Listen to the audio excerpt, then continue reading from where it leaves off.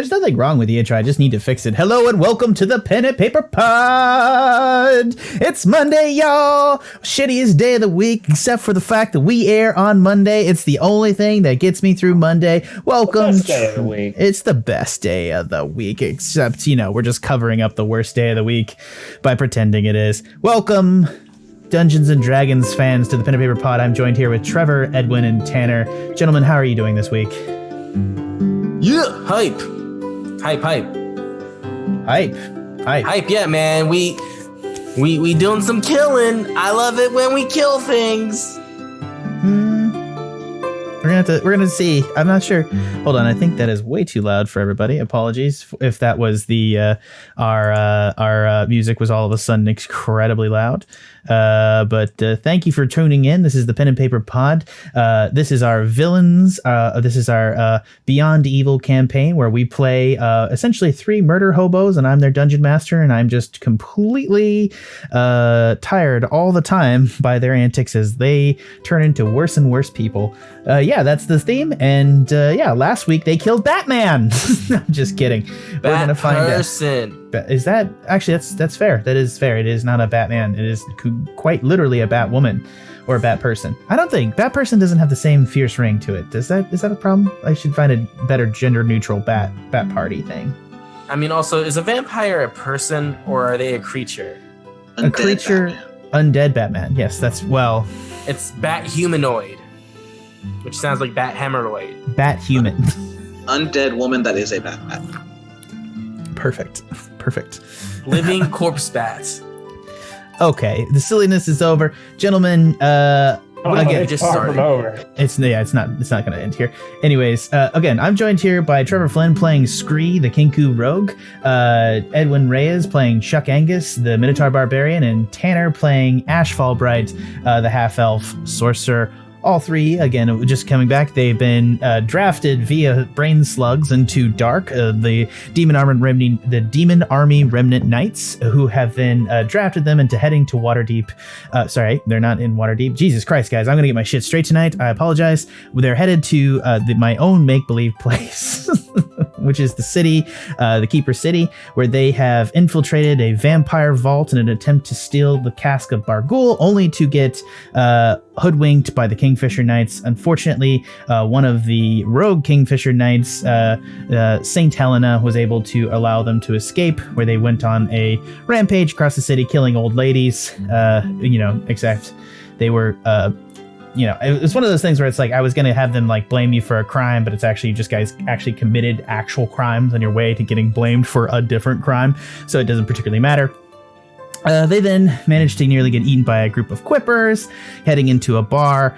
We began in less time. Let's go ahead and ask you guys, can anyone name me 2 members of the Cult of Suffering? And for advantage for this time.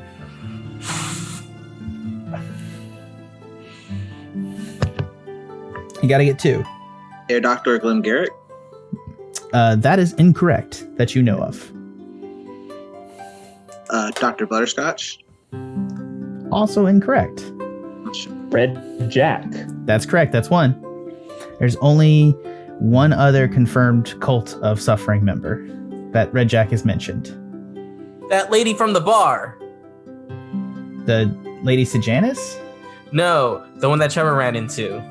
Yeah, that's correct. I will accept the lady from the bar. That was a Cult of Suffering member. All right, Ed gets advantage. Who knew that was going to play out like that? Also, Trevor. What about me? I ran into her. Well, I don't know if. All right, you both get advantage, and let's get a question. Let's get a difficult question for Tanner. You can give my Ed. I don't need it. I might need it a lot more than you do.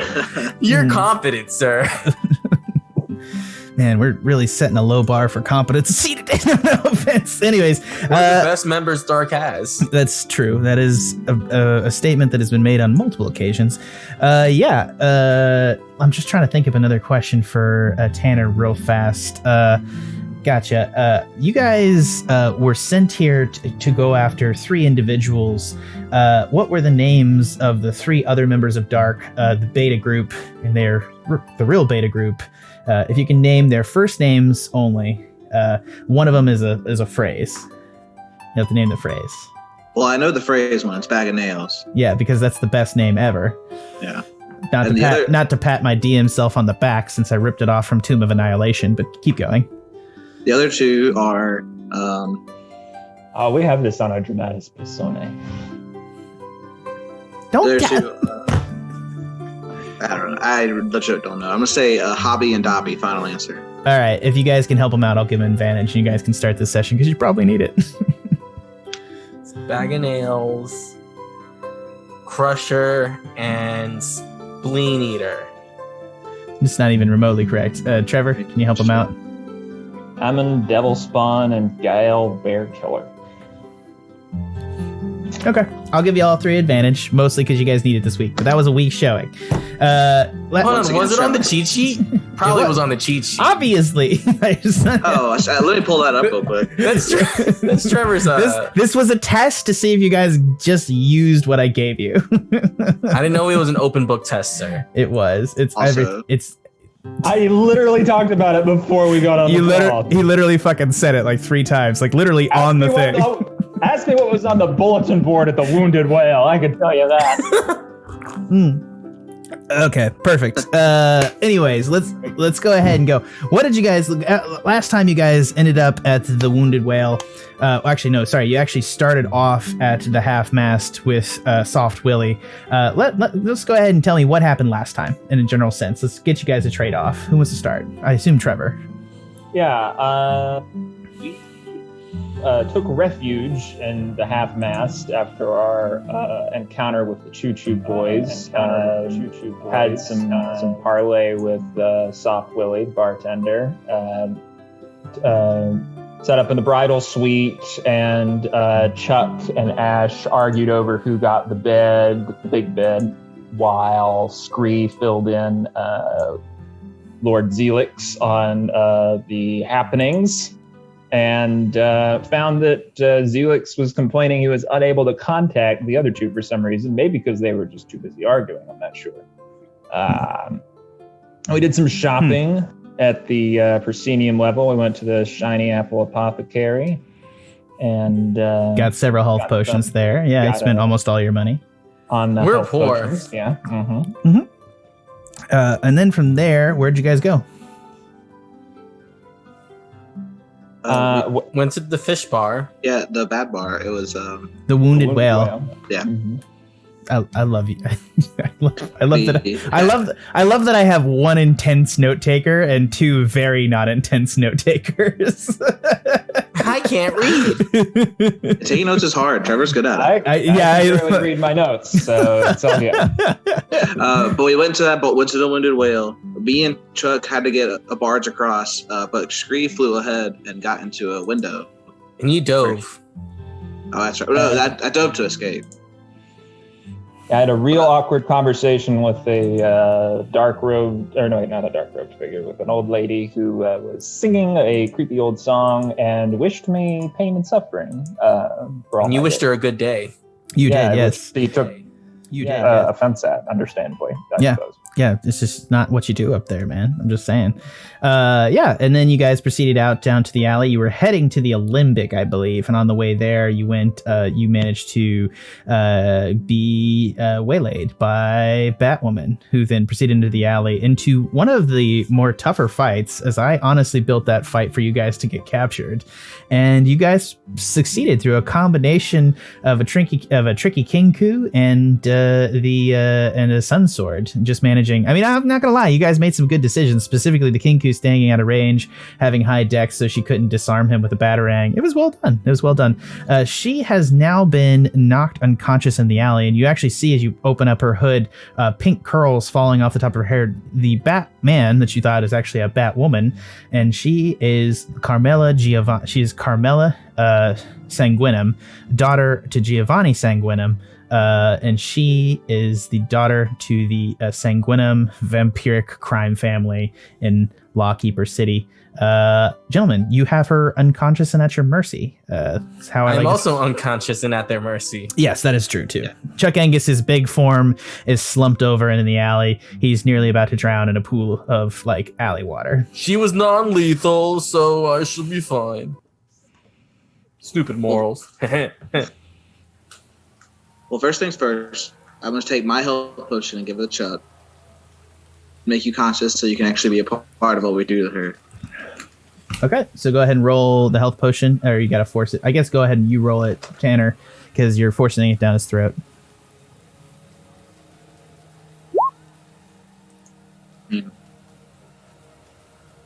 Okay, 9 health to you. Chuck, you are up.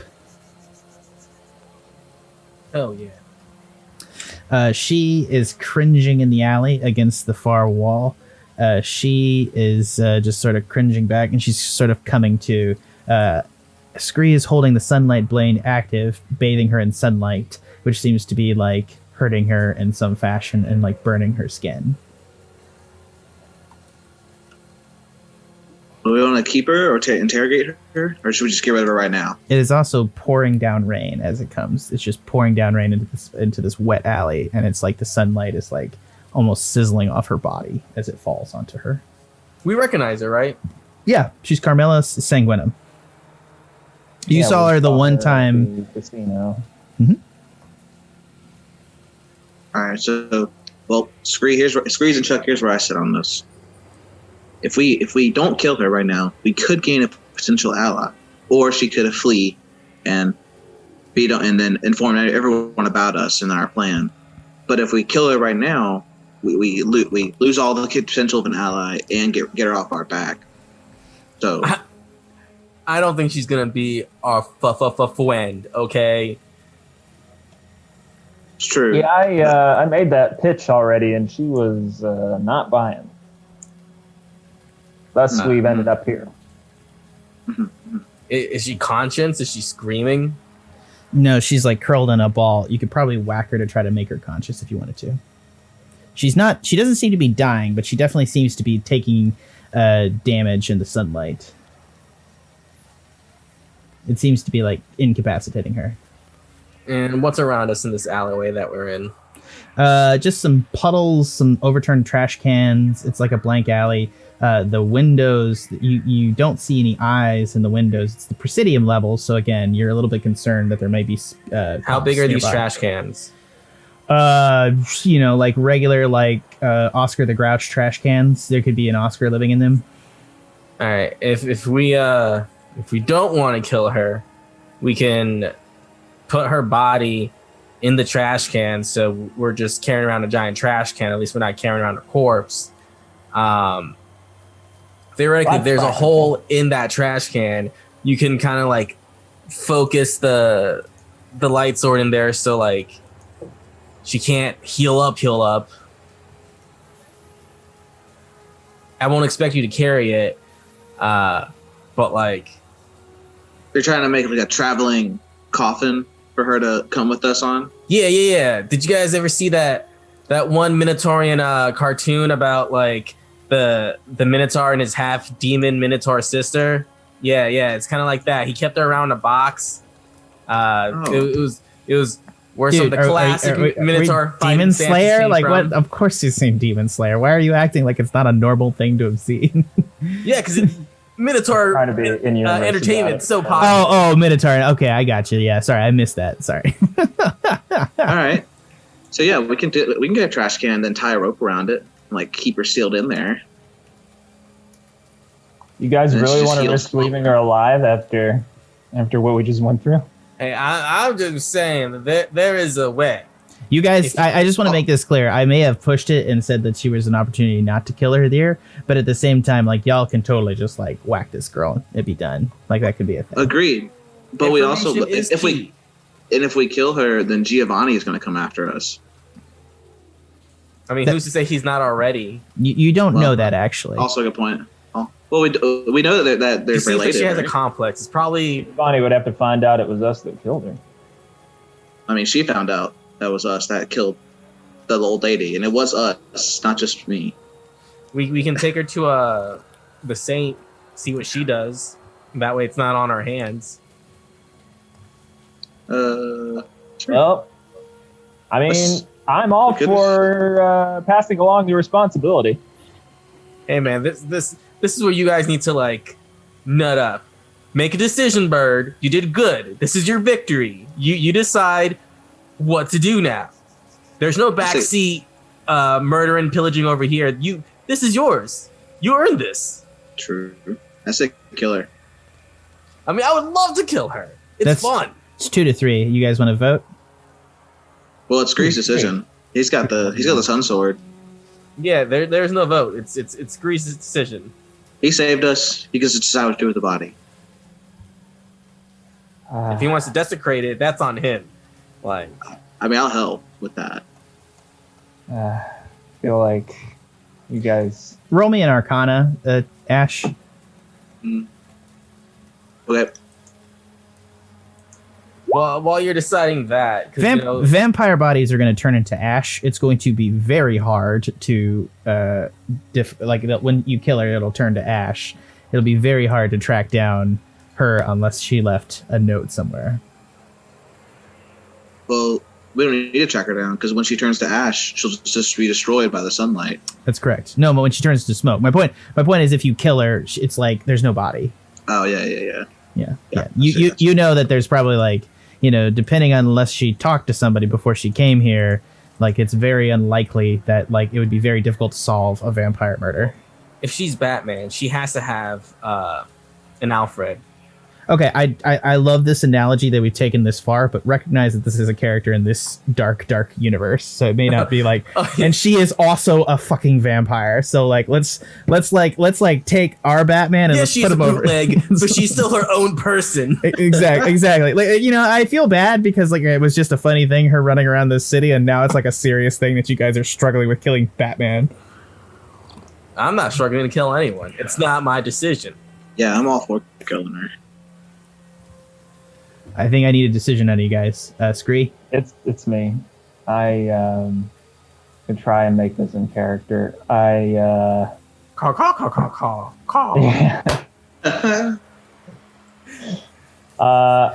can like sense the bloodlust coming off of Chuck Angus, and I hear just like cold like logic in Ashe's precise charismatic voice, and I hold up the sunblade to her neck and I say, "I'm Chuck Angus," and I cut off her head. All right, she turns. I golf clap real quick to be like, way to pin the blame on me. Yes. she turns immediately to ash, to smoke, and as the sun glares through the smoke, you hear a silent scream. And it turns to, the smoke kind of condenses into like dust particles and is scattered on the wind. And Batman is dead. Gotham has no hope. Yes, finally. All right, what do you guys want to do? Let's go to that sane girl. This is like the darkest moment of this campaign. You didn't even monologue, Trevor. The Riddler is so unproud. I'm just okay, perfect. All right, now darkest timeline. Let's go. Yeah, we lean straight into that. Everybody needs to get a mustache and put it on like a goatee. Let's do it. I feel like I just made a choice for the first time. It was hardcore. Yeah, I can tell you're like wrecked by it. I'm loving it. Yeah, come on, let's do it. It's dark, motherfuckers. Let's go. Yeah, go ahead. Is there any magical items she has on her? No, it turned to ash. All her possessions turned to ash. Magical items? Oh, magical items would not turn to ash, would it? Okay, let's see what she's got. You see a set of bangerangs, bangerang is the ship. Essentially, yeah, batarangs. I mean, they're literally more shaped like regular boomerangs. They seem to be magically edged. Okay. Bird, there's also hold on, let me just see what else I have. Bird, you killed her, and these seems like finesse weapons. Take the spoils, take the loot. I mean, I already have the 6 sunblade that got us to this point. So yeah, those bangerangs did fucking damage, dude. Like chucking them, and you already like throwing stuff. And they disarm stuff, like they disarm people. I do like throwing stuff. And if you use your weapons, we can pose as Batman down the line and pin some blame on them. Oh, and you're like Robin. Oh my god, the next generation. Oh man. Or you can say up the panel.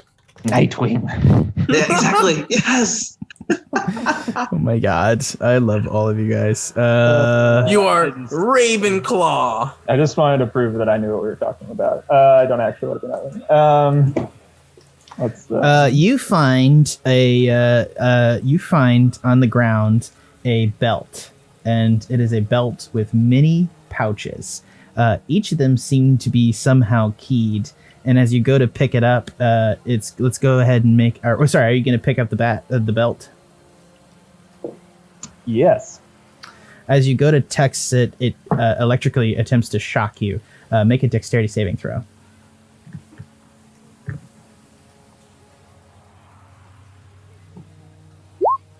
22. You're able to jump back and you see the sparks fly off the belt. It seems to be booby-trapped in some sort of way. You could try to attempt to use your thieves' tool to disarm it. On it. I shall do that. Stealth of hand, correct? Or sleight of hand? Sleight of hand, yeah. Stealth. 23. Yeah, you're able to dislodge kind of the belt mechanism. It has a current running through the entire belt. You're not able to see that it would like equip it. It has multiple pouches. Each of the pouches has like some sort of like lock, and it seems to be like have some sort of like keypad on the front for a.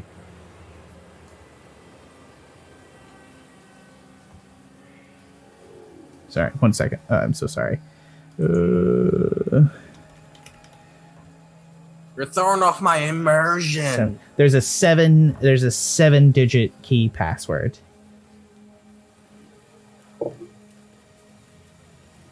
And you make an Arcana check, Ashe.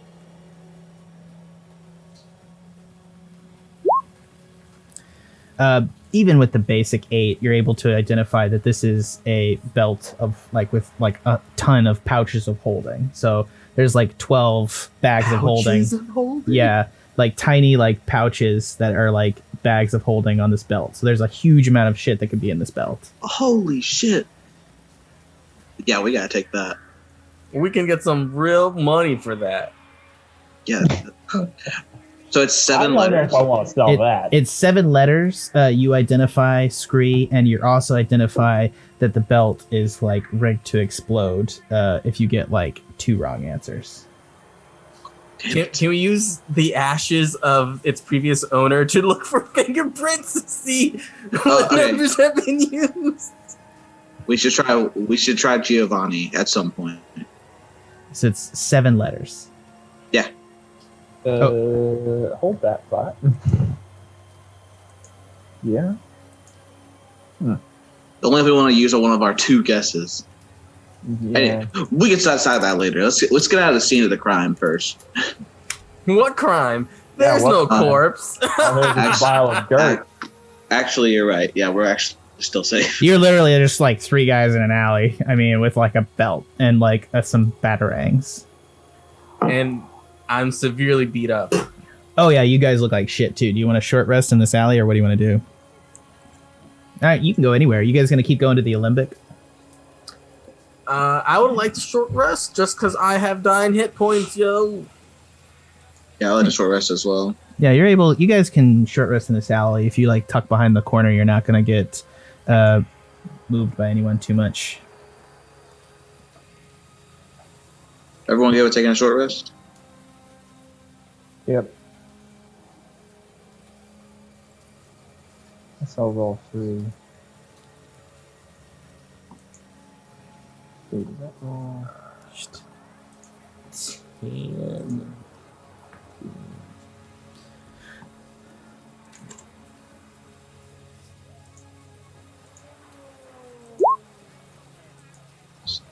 And I recover that much HP then. Yeah. So 1-4.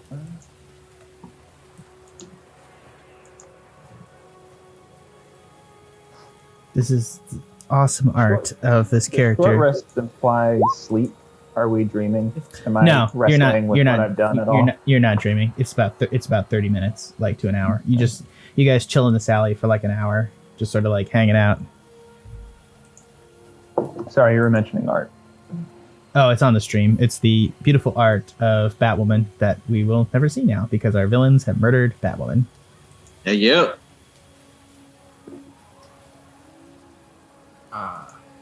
Oh man, she was really cool. We murdered her good.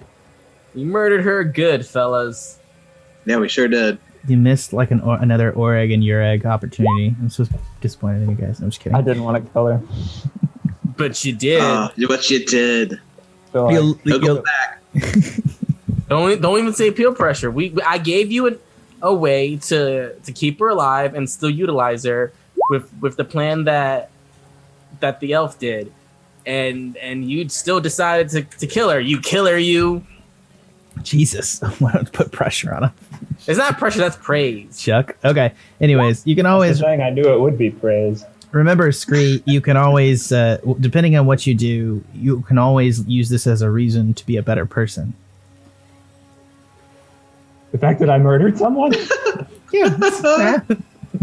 Turn a corner? Yeah. Lame. Have you ever listened to My Favorite Murder? Murderers do that all the time. They're like, You're saying I'm allowed to have regrets. no, I'm joking. I don't know what I'm saying. Anyways, it's not good. You yeah. have enough regrets in real life. This is D&D. What the fuck does Trevor have to regret? Jesus. Now it's true, Nothing. right? exactly. Murder. Jesus fucking I need to Christ. role play so I can get some regrets. Oh my God. That's how it works. All right, guys. After you guys take a short rest, what do you guys do during this short rest? I do want to hear what's the plan moving forward. I assume you guys are going to plan in this alley. Are you going to try to put in any of the keywords? Scree, how are you feeling? I think I'm just obsessively like turning the keys on the belt of holding, not actually putting anything in, but just like spelling out names and words and just Thinking about it. not as much out of an attempt to get in. For once, I don't know how curious I am about what's in the bag of holding as much as I just like need something to do with my hands after what I just did, I guess. Yeah. This is a vampire. Yeah, so you guys are done. Where are you guys heading now? Or are you heading anywhere? I thought we were going to go see the Olympic. You need to tell me where you're going. Just tell me where you guys are going to keep heading to the Olympic, correct? Yeah, we're All gonna right. go to the Olympic Cool. first. Yeah, you guys tell me what you're doing. Let's get some improv going. Here we go. Go ahead and somebody roll me. One of you team roll me survival. I have the strongest survival at +3. Be led by the injured Minotaur. Oh, Boom, shit. crit! All right, yeah, sweet. Okay, so you guys. That near death really gets the blood Yeah. Flowing, man. With that, you're able to. You guys get kind of attacked and like on the line on the south side. You're able to get down past the Trinity Church. You guys literally passed where St. Helena is. You see it on the way as you head across the bridge into the industrial district, right up to the water line, and you guys head to the Olympic. Hold on, let me move this so you guys can see the map on the stream. You passed St. Helena?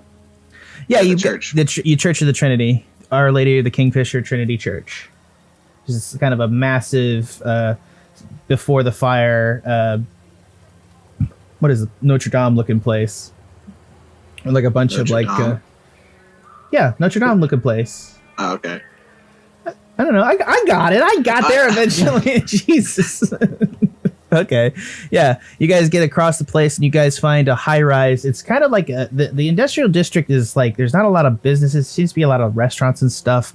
It's a rooftop bar and kind of on the far end of the city. It has a really nice expanse of like a view of like old Phaedra, which is kind of like this like rotten little island off to the side of Keeper City. Roll me history, guys, on old Phaedra.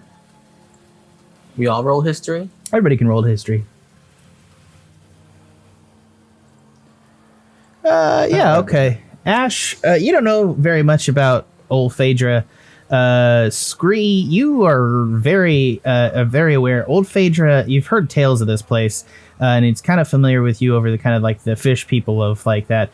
Old Phaedra was kind of an old city that used to be here several thousands of years ago. It's kind of like the Pompeii in terms of like it kind of just disappeared off the map one day, and there's like old old people that like lived in the ruins. The descendants of Old Phaedra are all kind of the fish blood now and like live off the island on the far side. You've heard tell in bars. is like really not set up for building. It's got a lot of like muddy, like all of this island of Keeper City is sinking, but like a lot of the main island with like the industrial district has been propped up by pontoons and stuff. Old Phaedra is like just very much sinking, and the inhabitants, being as mostly they're fish people, don't give a shit that it's sinking. But from a distance with the lights, it looks beautiful, and this very high-class bar enjoys watching Old Phaedra sink into the river.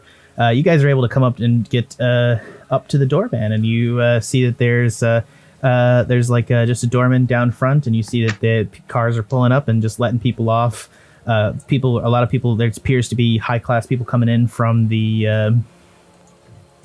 industrial district who've been working all day, and this looks like a much more high-class area.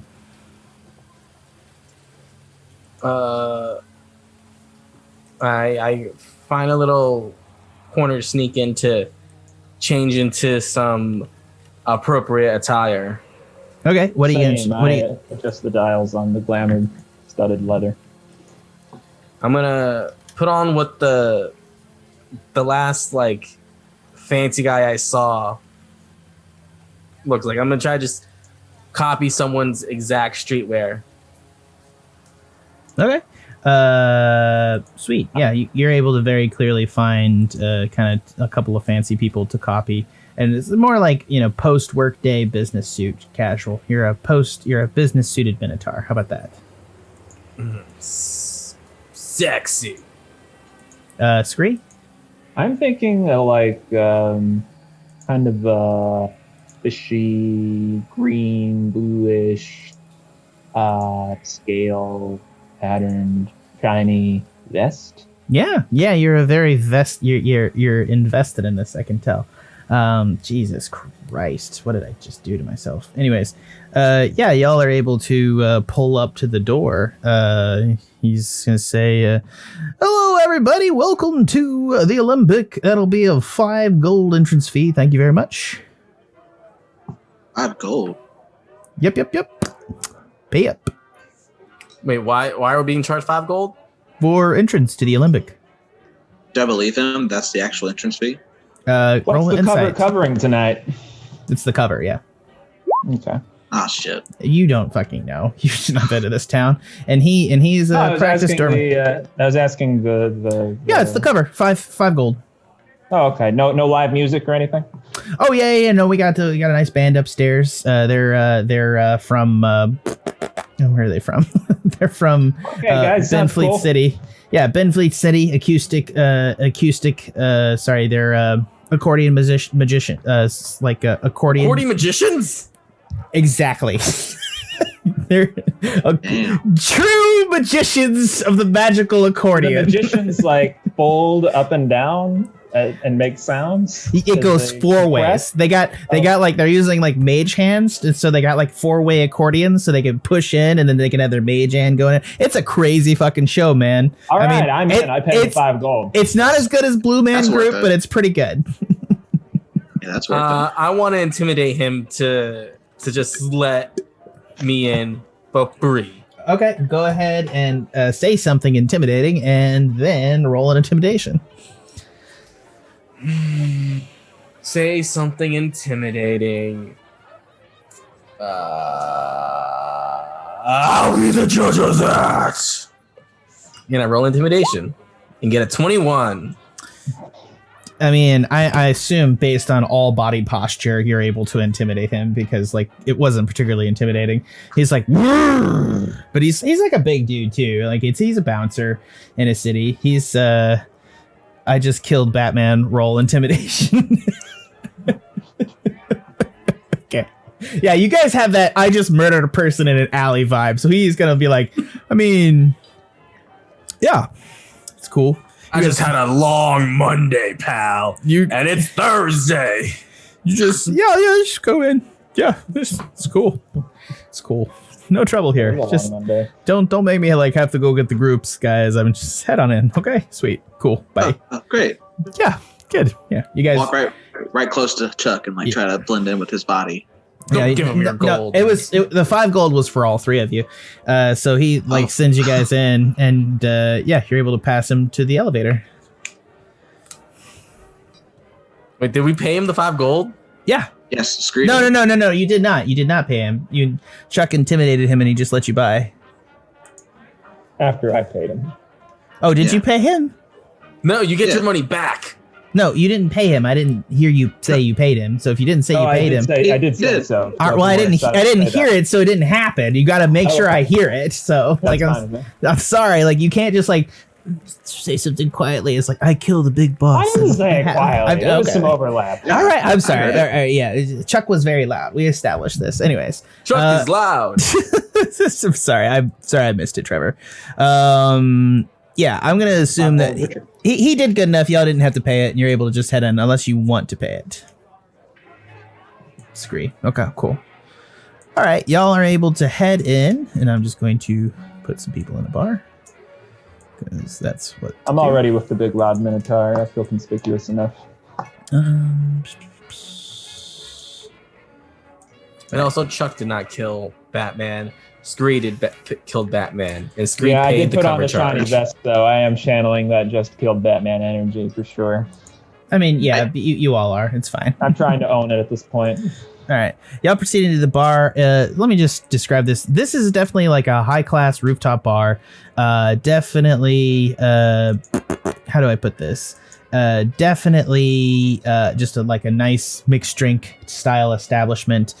Mixed crowd, definitely like industrial district workers, so definitely like upper, like kind of just like a lot of like salarymen coming in. More of a busier bar. It's got more people. Let me make more people. No one's socially distancing here. Yeah, there's no plague in this city. We established that. That was last campaign. Ooh, nice. Yeah, lots of Devil Star songs. Sorry, it's the character I had to hand. Don't mess with them. They're all 143 HP. No, I'm just kidding. Yeah, but you're able to proceed inside. There's a bartender at the bar. Kind of like a nice little like deck area where you can kind of see out over the city. There's like these little like scopes that you can see out. You can actually see all of the harbor from here and a lot of the industrial district as well. And you can see in the distance the massive pyramid that is the Keeper City Trading Company pyramid. And on the far side, you can see Coolant Drive Yards, which is the dockyards where they build all the airships in that Keeper City is known for, and supplying the Camelonian military's need for airships. As you guys have previously, when you destroyed one of them, the Indomitable. Yeah, we did. That happened, yeah. I forget about that sometimes. Chuck Angus is going to go by the nice window and use perception to just like kind of pan everything and see if like I can spot anything. Yeah, sure. Go ahead and roll me perception.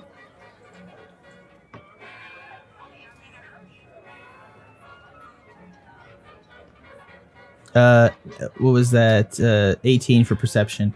You're able to see out in the harbor. There's a lot of like businesses on the far side of the harbor from here. You spot two things with an 18. First off, you spot that there's in the middle of the harbor, there's a lot of ships kind of around like a floating barge that's out near Old Phaedra at the tip of it. Just seems to be a lot of activity out there and like crawlers and stuff just going along. A lot of ships in the harbor, but it's not usual because this is actually more of a skyport since this city is known for its sky traffic and shit. A lot of the trade actually comes in through flying ships. So it's just sort of weird to see like there's not actually like a whole lot of like actual ship traffic, and it's all like towards the other end of Old Phaedra and the old docks on the far side. So it's weird to see them up there. And they kind of just stick out because they're all clomped together in one space, almost with their like lines tied together. You also see a sign for the Kindness Institute. So the Kindness Institute is near Old Phaedra? No, it's like you can see Old Phaedra, but it's actually like 2 blocks over from you. You see a sign for the Kindness Institute. How did we miss that? It's 2 blocks over. Well, you didn't come that way. It's farther into the industrial district. Yeah, we've never been to this part of this city before. Yeah. No, you guys are like over here. Let me just sort of. I'll show on the stream so you guys can kind of see. This bar looks a lot like the old bar, but nicer. It's exactly right, Ed. I had one. There was a lot of bars that you could have gone to. I wasn't gonna fucking make like a fucking graphic for every fucking bar. There's like 5 bars in the city, all right? It's a deep city. But my immersion. F you. Your immersion. I fucking hate you. Do you know how hard it is to do this sometimes, mate? It is a lot. I appreciate it. Choto, mate. Like, man, there's a lot of fucking bars you can walk into. I ain't gonna make a fucking bar because Chuck Angus gets fucking thirsty because he killed a guy. You know how fucking many times a day that happens, motherfucker? It's Mr. At Coles least all over 3 again. times on a good day. One for like to earn my breakfast, one to earn my lunch, and one to earn my dinner. And I kill a kid for a snack if I'm feeling peckish. Oh, fucking Mega noticed too. God damn it, you motherfucker. It's been a whole week. How do you guys even notice that fact? But none of you take fucking notes except Trevor. Top of the class, I'm a visual Trevor. learner. Yeah, our brains work different. Okay, fine. Anyways, what do you guys want to do? I'll sidle up to the bar and slam my hands on the bar, call out to the bartender. I want the strongest drink you have. How close is he to me? You're on the. I assume you're over here. If you were looking out to where you can see the Kindness Institute, and he is here, so he's actually pretty far away from you right now. All right, because if I heard him say that, I would have laughed. Because that's what I did in the old bar. That's exactly what you did last week, which is why it's what I'm doing now.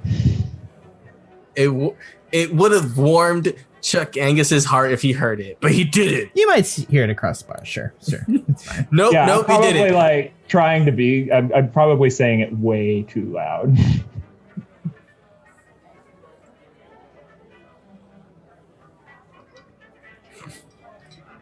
Bird. Okay, and he's like, yeah. So what do you you want? Do you want to taste it, or do you want to not? I mean, we got a lot of different drinks here that you can have, sir. I can get you something really strong, but do you want like a sugary strong, which may give you a better hangover? Do you want like straight motherfucker liquor? You know what I mean? Straight motherfucker liquor. Okay, You know what I mean. Right. All right. Well, I got something called the Death Crow. You wanna try it? Sounds perfect. I'm gonna make you a warm gibbet. Sorry, a warm gibbet. You know the thing people swing from. Yeah. Okay, cool. Yeah. It's perfect for you. You're not a bad omen at all, friend. Okay. Yeah, he's gonna turn around and he's gonna fire some smoke in a glass. So he's got like some wood chips. He's gonna light them on fire, put the glass on top of it to smoke the glass. He's gonna come back with like this dark bottle with like 8 X's on it. And then he's going to pour out like a little bit into that over ice. Like he puts it into a shot glass, puts it down so that the ice is on the outside of the shot glass. For what it's I like the ambience. The audience just applauded the band. Thanks. I appreciate it, Megan. Can you guys hear that fine? Oh, you can hear it. I can't hear it. Hold on. Let me fix that real fast. You should be able to hear it now. Okay.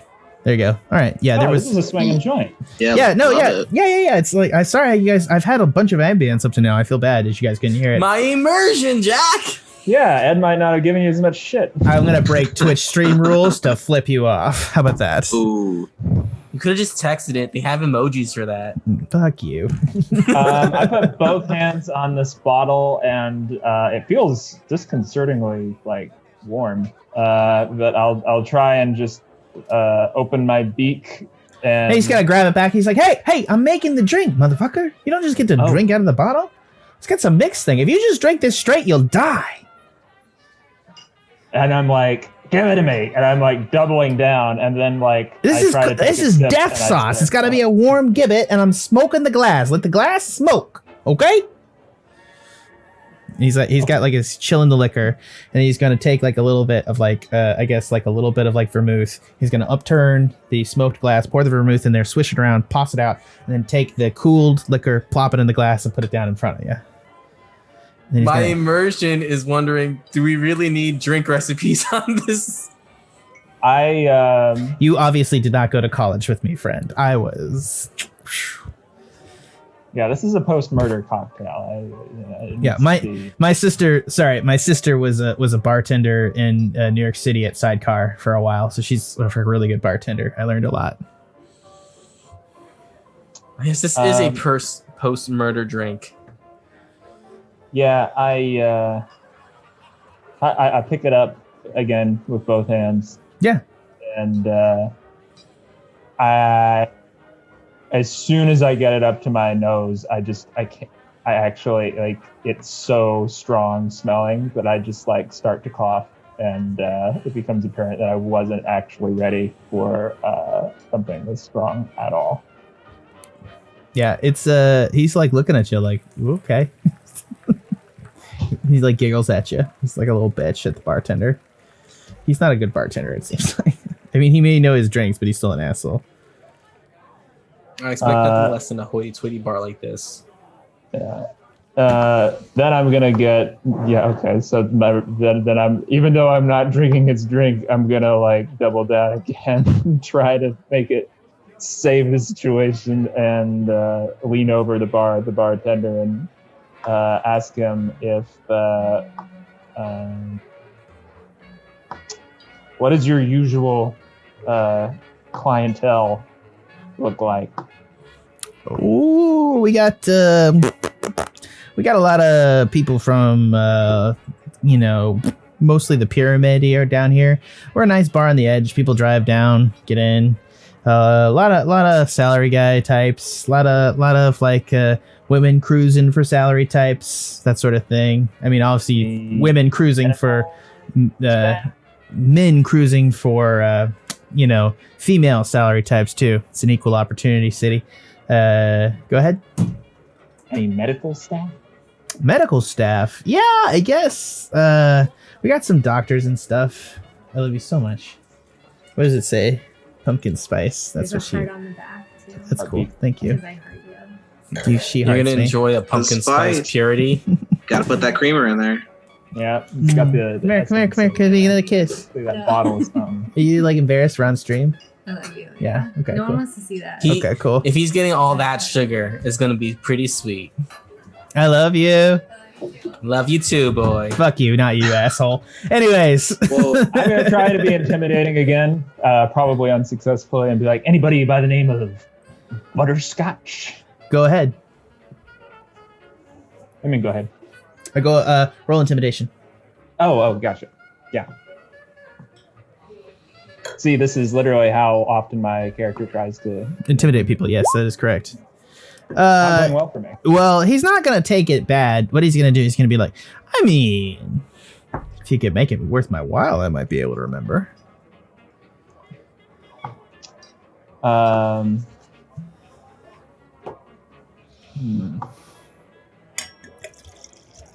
gonna cast Charm Person. Go ahead. Put it in the doobly-doo. You put it in the doobly-doo like, oh no, it's suggestion. We were thinking about suggestion. I click suggestion. Charm Yeah, human, I as was. you can see within That's range, good. you must make a wisdom saving throw. Okay, let's just double check this. God damn it. I'm the bartender. This is also a spell I don't think I've ever used before. Charm person? At least not since. I feel like you have. I might be. I feel like you have used Not in a charm long person. time. Long Am I wrong? Anyways, okay, let's just go ahead and so he needs to make a wisdom saving throw. What does he need to pass, Trevor? I'm not sure because oh, 12. Sorry. Oh, he Sorry. passed. Yeah. He got a 14. Well, what are you into? So I believe if he's not so if you're commanding or fighting, if you all right, sorry. Does he know? Does he catch? It me? must Does he make a know that I was wisdom trying saving to- throw and does so with advantage if you are if he fails the saving throw is charmed to you until the spell ends or your companions do anything harmful. The charmed creature regards you as a friendly acquaintance. When the spell ends, the creature knows it was charmed by you. It doesn't say anything specific, I think, if it fails.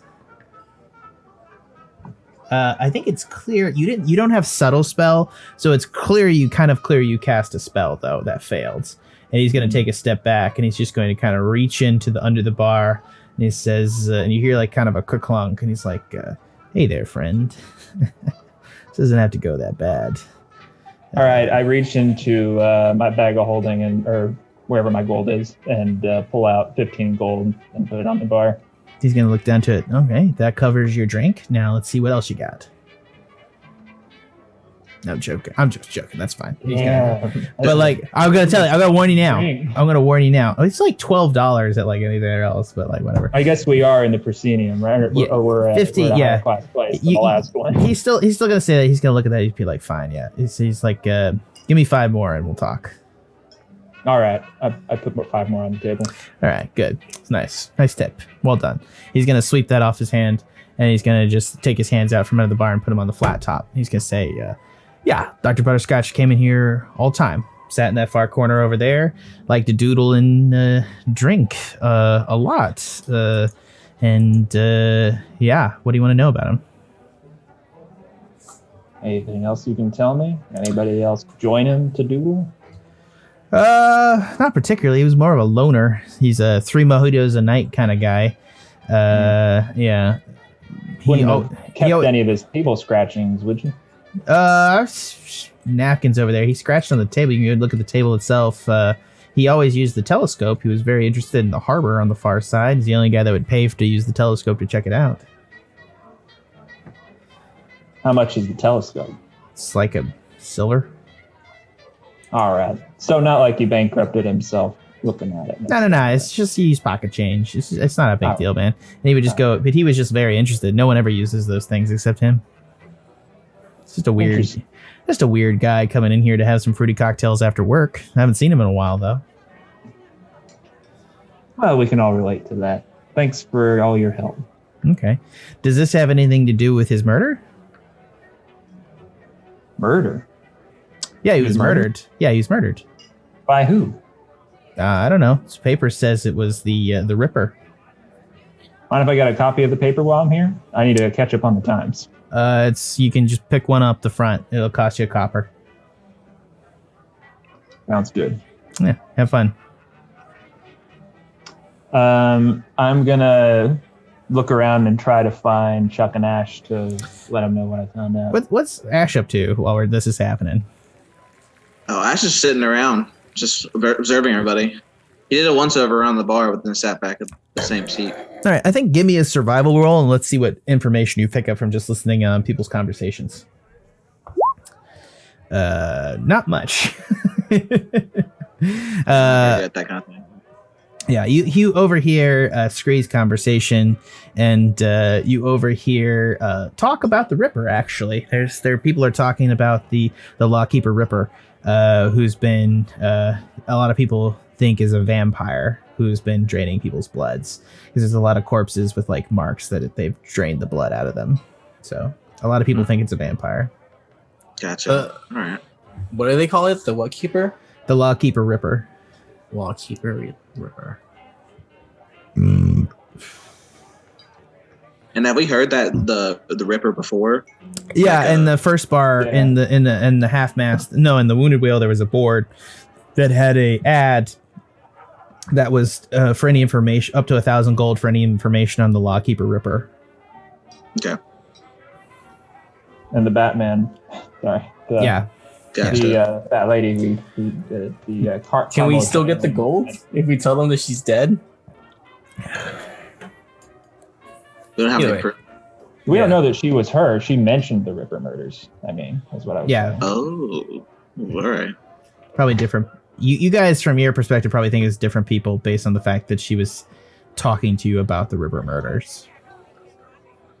All right. As soon as I see Scree like get away from this conversation, I'm gonna flag him down. Just like, I got a table right here, like right here.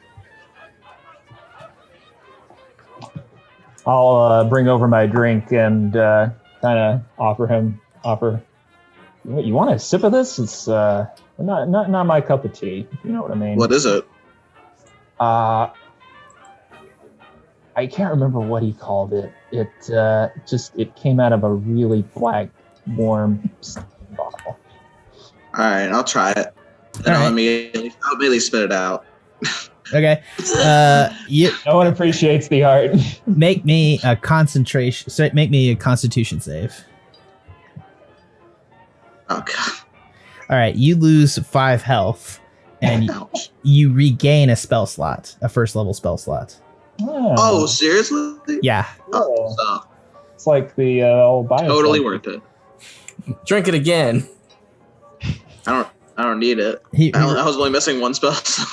Oh fuck. So, how did that go down? How's that feel on your gullet there? It's probably not what you would call pleasant. Have you ever had a horse step on your throat and then light fire on it? That's what it sounds. That's what it feels like.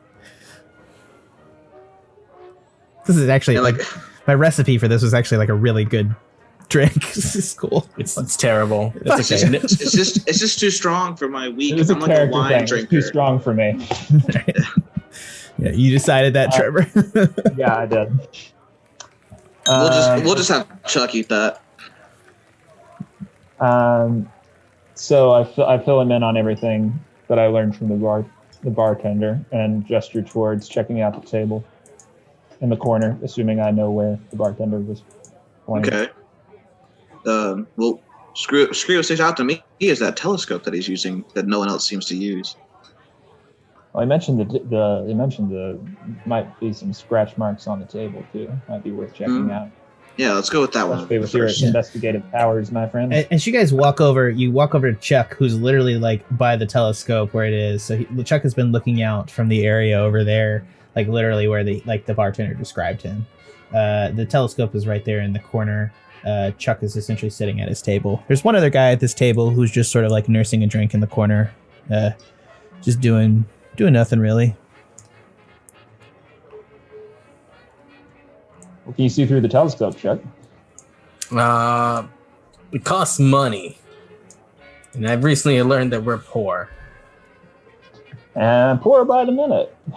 Information costs money, and I tell, at least for me anyway, and I fill him in on what I learned.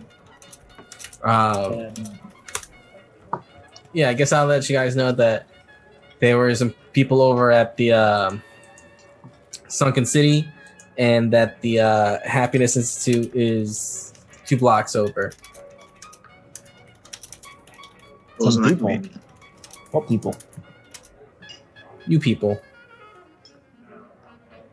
New people? What are you confused by? My explanation was flawless.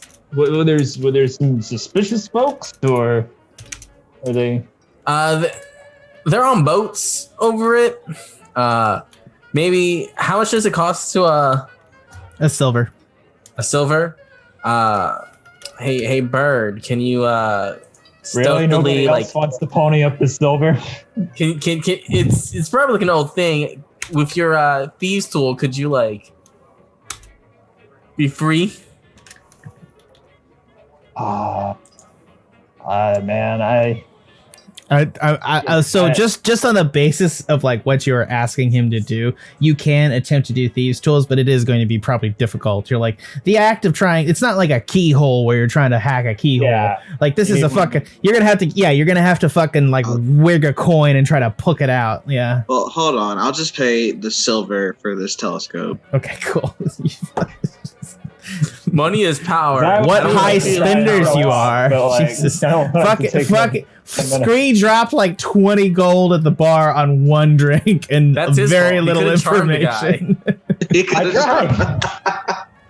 It's his fault. Okay, sweet. I tried to charm a guy after I Yeah, tried and to you intimidate him, failed. and it didn't All work. right, yeah. You're able to get the telescope and so you can see in the distance. Yeah, you're able to see like all the rooftops along here, and you're able to see in the distance like are you looking Ashe through the telescope?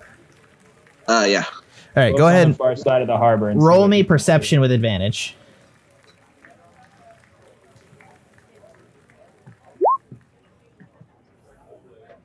I thought I did twice. Hold on.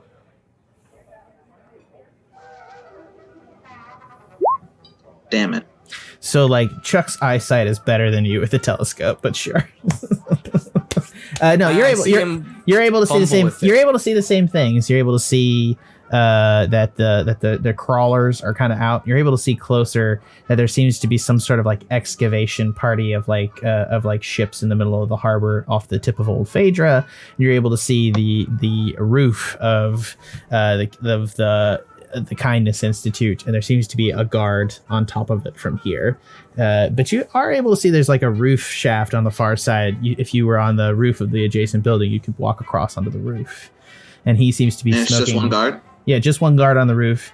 and he seems to be smoking. And after a while, he's going to head back inside through an open door and prop the door open with a brick. Interesting. I'm gonna relay what I saw and then hand the telescope off to anyone else who wants to look. I'll take a peek through it. You already had your chance. Yeah, give Scree a chance. And you didn't want to pay. Yeah. Bird. You're on the killer's Oh my high right God. now. Yeah, He's so much better at this. I was about to say, like, Scree is like the sharp-eyed bird, so like, I am the bird. roll with advantage. The second time, I already got a 22. Well, it's advantage. You just roll it. It could be worse, dude. You could crit. Clearly, you got an always easy eye. take advantage. Yeah, he's like me. He's blind in one and 20 in the other. Anyways, so that's dark. Shit. Sorry. Fuck. Anyways, you're able to see with the 22, Trevor, that there is like lines going down into the harbor, and it's just like a lot of activity that draws the line. There seems to be some sort of submersible crab-like submersible on the deck of the ship that's slipping over the side into the harbor that's descending. And That among the excavation ships. you're able also to see kindly around the area. You're able to see that the area of the Kindness Institute is like a multi-level building that goes down into the Presidium, down into the canals level. You're able to see it through the binoculars that at the canals level, there's a guard shack at the canals level with 2 guards in it.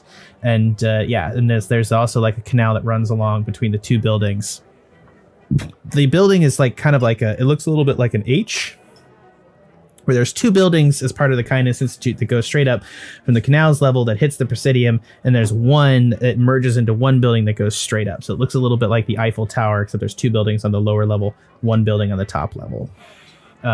It doesn't look like a very big building, though. It looks like it has a lot of space on the inside, just based on the windows and like the way that there's like big glass areas on the inside.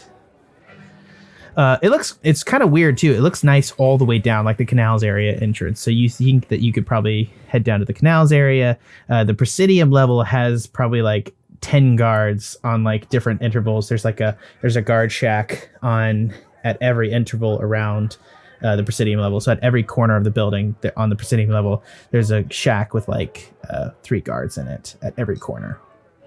And there's only 2 on the canals level. And then at the top, you also see the single guard on the roof, who is smoking and having a jolly good day. Well, boys, I think we need to make an appointment at the Kindness Institute. Yeah, I'm pretty sure our wizard could use a tune-up. Our what? Who? Our wizard? Ignore the wizard? bad joke. All right. So we're gonna go over there. All right. Are we? What's our entrance plan? Like, how are we gonna get over there? Like, Well, the proscenium's more heavily guarded than the canals. There's always that. There's also that door propped open, just across the way, though. Do we want to attempt to contact the saint through the bead, or are we just going in there? Yeah, forgot about that. yeah, give her an update. Let Maybe me get some check help. the. Maybe we can get some Bosley special gadgets for the heist part 2. The bartender mentioned there might be some evidence of what Butterscotch was working on over at the table. Even though we already have a lot of that information, I just want to do a quick check on that, though, before we get out of here. So we're gonna check the table. Yeah, Yeah. and I would like to assist Scree if I could. Yeah, go ahead. Investigation? Give Scree investigation advantage. I have +1 unless you want to take it, Ashe, and all this is. No, I have a -1. All right. I don't know why I was talking about your powers. of This investigation. equation looks like boobs. 15. So investigation, 1 more, right? Yeah, for advantage. For advantage, I roll again, right? For Right. assist. Okay. 20. Yeah. So with a 20, you're able to see that there is scratches on the table, and it reads. And I'm just going to do any of you speak. Let's just see this. Thieves can't. You have I don't these. know. It's not. Butterscotch. It's definitely in Butterscotch's hands. You recognize his hand from the notes. It's just stitched into the table. You see. Does anybody read deep speech or no deep speech? Nope. Not me. Okay. It says Fwingli Mwangwala Nafa Cthulhu Raila Wagala Nagal Flagan. What language is this? Deep speech. Language of the old buttons. Yeah. That's not good. Oh. Let's take an etching of that and then get on our way. You can etching. We get an etching Yeah, of let's that, do and that. then we cross it out some more.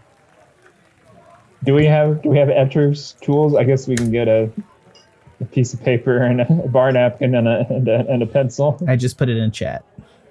Perfect. Cool. You know who will know about that? Probably that saint lady. Oh, that's a good point. She probably does know deep speech. Let's find a little Nexus port and use one of our burner beads. Is it like Nexus a phone right. booth or? Yeah, you could probably, yeah. So all over the cities, they describe there's phone booths with like little bowls and fountains. You can toss the beads into the fountain to kind of create like a scrying bowl that you can talk through. You can also try to like just take a bowl of water and do that too. It doesn't have to be connected. Literally, you just need to toss the bead into a bowl of water essentially after you crush it. Or no, you don't crush. You crush it after the fact. Sorry, my bad, guys. Do we want to go find a portal or Use a toilet. Yeah, I'll walk over to the bar and can I get a bowl of water? I was wondering if you needed a bowl of water for your beaks. Should I have put your drinks in a bowl? Is that like better for your beak, or is that? No, like... you don't need to assume anything. Really, it's fine. Okay, I'm just checking. Like, cause like you know. Not many Kenku around these parts. I get it. No, yeah. No, I mean, yeah. no? Yeah, This is no. just a big sized bowl. Do you just like? How do you like? Do Kenku like kiss, or do you like face wedge? Like, what happens? Is it kind of like scissoring, like with your faces, or like how does it happen? I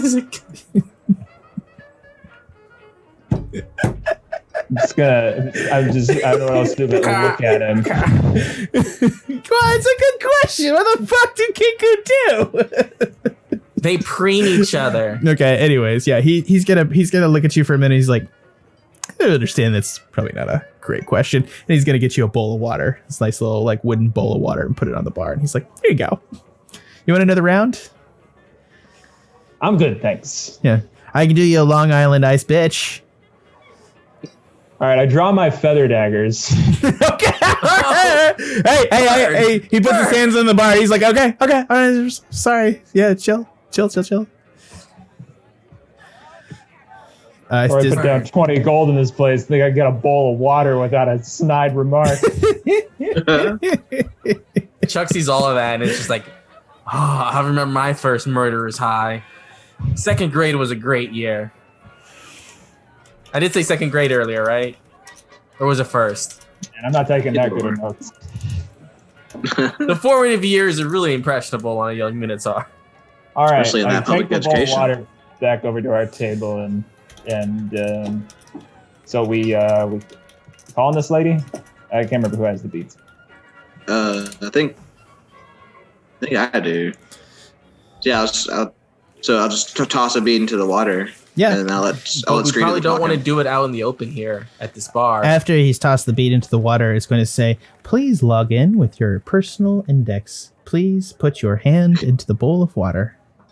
And can we all see this, or is just the person using the No, it's not like you went into the other plane. You're going to the water is almost like a login page that you can see. Guys, All right, we can't let's do this in go. a crowded bar. Yeah. Let's go somewhere else. Okay. To Where the you guys? bathroom, maybe. You guys are taking this bowl of water into the bathroom. There were Yes. already bowls of water in the bathroom. This is so redundant. But you didn't pay for this bowl of water, so who cares? You're right. I No, earned this bowl he of did. water. He has a tab at the bar.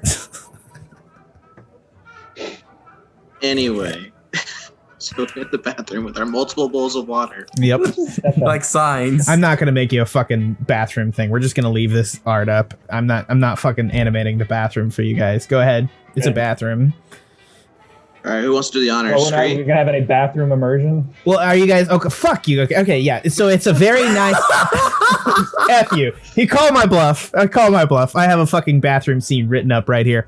Anyways, yeah, it's like so. As you guys entered the room, there's like fleur-de-lis on the wall. They're all in like blue and black, and it's like all the way around like blue and black tile, ceiling, floor, everything. It's weird because you've never seen a ceiling that's like tile, and then it has like a really nice like urinals with like a carved like elven like maidens running through the forest with dryads scene on the wall, and on the far corner it's like one of those like you go into like Maggiano's and you go into the like Maggiano's bathroom and you get like these like pinups that are like inappropriate in the men's bathroom, and you're like sort of like, is this weird? Do you like people think that people are like jacking off in the bathroom, and this was like a thing in Italian restaurants in like the 60s that you had like sexy pinups in the bathroom, and you're like, what the fuck is this, Maggiano's? You're like a fucking family chain. What the fuck are you doing having like sexy World War things for the whole family, sir? Right, yeah, but it's like weird. Is there a recording over the loudspeaker trying to teach you how to speak fish? It's exactly right. Well, it's not fish because it's like Old Phaedra, and this is a nice end of town. There's no fish people in this bar, so Right. it's more like talking. It's like trying to explain how to speak Elvish, which is like the French equivalent of this world, I would assume. Oh, I know Elvish. Yeah, you do. Yes, you're able to hear it. It's like speak. Their accent is terrible. ¿Dónde está la biblioteca? It's like, sorry, That's Spanish. I speak Spanish. I don't speak fucking like French because I took I took a fucking useful language. I'm sorry. Anyways, I took 2 years of French in high school. It's to be different. Fucking. That's why you do it. Thanks, Edwin. I regret it. Thanks, Edwin Reyes. Yeah, perfect. Yeah. Do you speak Spanish, Ed? I don't want to like. I understand more than I can speak because Right. it's hard for me to make them with my fat, lazy American tongue. I knew you spoke a little Spanish for the record. That wasn't just pure racism. I'm just saying. No, yo puedo hablar un poquito, pero no me gusta porque... Yeah. I get the point. I got Yeah. you. Anyways, all right. So the point is, it's kind of like this. They have black stalls. They got black stalls on one side and like 3 urinals on the other. So 3 stalls, 3 urinals. Are you guys gonna go into the stall to like make your like secret sex phone call? I open up each stall to make sure we're alone, Stall at the end has a hole in the wall. but there's no one there. Nice. Not currently. Well, someone will sit in that other stall, and then someone can do the call. I think Chuck should guard the door. I'll guard the door, and one of you can get into the one, and the other one can get into the one with Somebody make me a perception roll. I will. That's Scree do it. I'll make it. Yeah, no, he's What the am I leader right looking now. at? He's the hole? fresh murderer. The room? Yeah. What's the room? Yeah. 25. All the sinks have like white powder marks on them. And like Nice. little like razor blade divots and stuff. Oh, this bar is dope.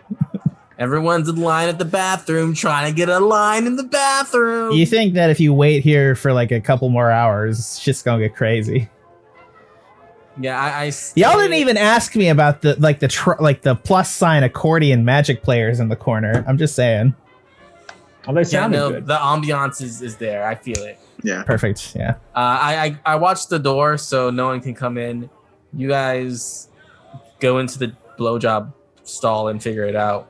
Not the blowjob stall with all. Wait, that's Because then what that's for? Yeah. Anybody- There's 3 stalls. 2 of them have like a hole in between the wall between them. Can you do that hand gesture again? Shaking the the hole dice. between the 2 stalls. It's not in the wall of the building. It's not Okay. Porky's. Well, then I won't worry about it. All right, I just Scree. got So who wants to dice everywhere. It's in my coffee. Who remembers the password? Well, we just have to stick our hand in. Yeah, We have a it's- minute yeah, password. that's right. Yeah. I'll So stick my whoever. hand. All right, you stick your hand in, and then all of a sudden the wall clears, and it says, "Make a designated call sign." Bird. Nightwing. This is Scree. Scree is taken. Designate again. I'm Chuck Angus. Chuck Angus is taken. Recommendations are Chuck Angus 69, Chuck Angus 74, Chuck @Angus, Chuck and Angus, Angus Chuckikins. What was the name you called me, Tanner? Nancy. Ashley? Nancy. Try Nancy. That's definitely taken. Nancy is taken. Karen. Chuck Angus = Nancy. That is available. I type it in. Okay. Or whatever. Chuck Angus = Nancy. And then Scree's logged in. You are now logged into the official network. Do you wish to partake of the comms network or contact a person directly? Please say their call sign. Shoot. Helena. Is this in the cheat sheet? The rest of her name. I think you just. I got the cheat sheet right here. Saint Helena the Holy Maiden. Incorrect name. None available. She gave you your call sign. Do you want to roll history to remember? Looks like it. Oh, poop. Is it gold triangle with a white key? No, Oh, That's that's her crest. that's correct. But I'm proud of you for knowing that. let's roll With history. history, it's fine. Hell on Wheels 69. Oh, I do remember that. That is good. It's only because the joke was good that I made you remember it. I probably would have just given it to you otherwise. Anyways, yeah. And she says, hello? Is anyone there? Chuck Angus = Nancy? What the fuck is that call sign? That's an inside joke. Don't worry too much about it. Hey, how's it going? Is that the Minotaur as a Nancy? Jesus, you're mean. And death-defying, for that matter. Death-defying. Well, oh yeah. Well, speaking of that, we ran across someone who was tailing us, and things got a bit ugly. Was it Bag of Nails? No, it was Carmela Sanguinum. Oh, She's interesting. no longer corporeal. Wait, why was Carmela Sanguine tailing you? Something about How did she even know to tail you? Why was she tailing you? in general, I don't know, guidelines of just being good citizens. She's a fucking vampire. How is she a good citizen? I don't know. She didn't try too hard to kill us, but she came pretty close anyway. So Why was she a good citizen if she tried to kill you? I'm very confused here, Scree. Like, honestly. This isn't what we're here about. What'd you say? I'm just saying you haven't explained that she's essentially Batwoman, which is, I think, what you're trying to get across here. But you have not told her that. Just key. She clearly does not know that she's Batwoman. Right. I don't know how to do. Besides, I didn't want to just say she was Batwoman.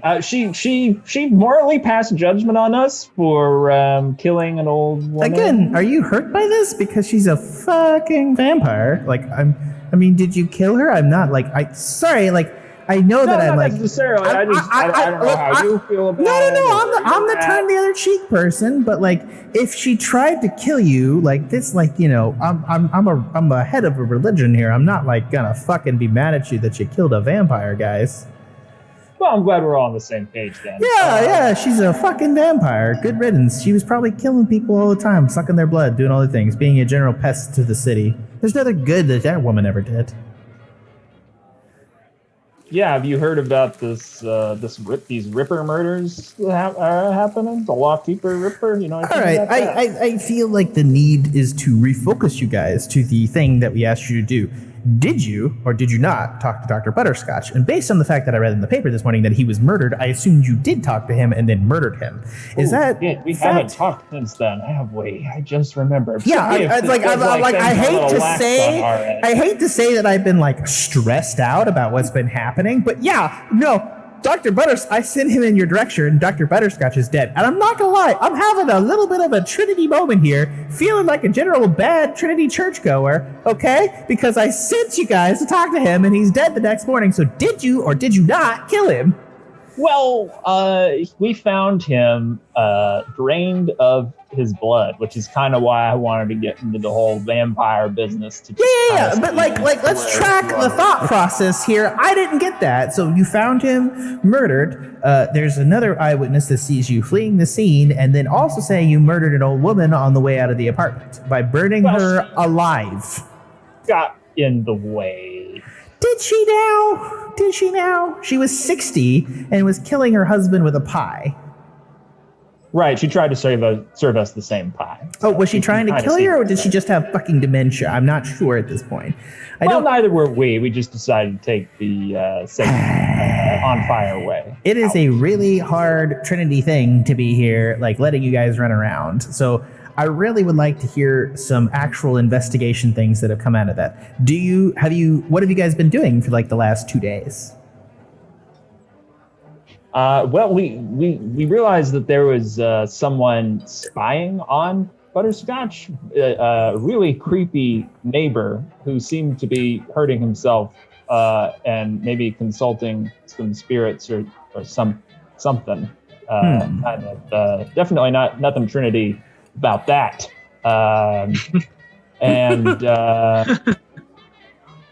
So we tried to track him down to the wounded whale, thinking we could find out who killed Butterscotch, because obviously we thought you would want to know as much as we might. And we also kind of found out what Dr. Butterscotch was working on, something at the Institute of Kindness.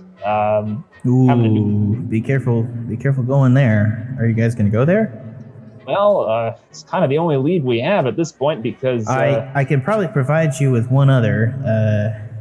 I don't know what's happening in the harbor, but it appears that the lawkeeper, the Keeper City Trading Company, is very interested in some ruins in the harbor, which I know had something to do with Dr. Butterscotch's research, if you will. Don't forget the deep speech. The what? The deep speech. Oh yeah, thanks. Well, we also, since you mentioned investigations and ruins, maybe that has something to do with what we found him writing on the table. We didn't find him writing; he's dead. We found the table. Yeah, we found the table that he apparently he frequented this establishment, the Alembic, so much. That's where we're calling you from now. Yeah, sorry. No, probably could have started with that. Yep, that'd be good. And where are you at the fucking Alembic? Are people overhearing this conversation? No. We're sequestered. How are you sequestered in the Alembic? Let's not get into that. Anyway, so sweet Jesus. We examined the table that he apparently took the same table every time he came here very regularly and wrote maybe this thing so many times. I don't know. Kind of concerning. We were able to read in on the table this phrase that he ostensibly left, but none of us understand it. Maybe can you read it to me? Crack at it? I can try. Go ahead. Fenglui Mangwaf Kusulu Raila Wagnag Fukanin.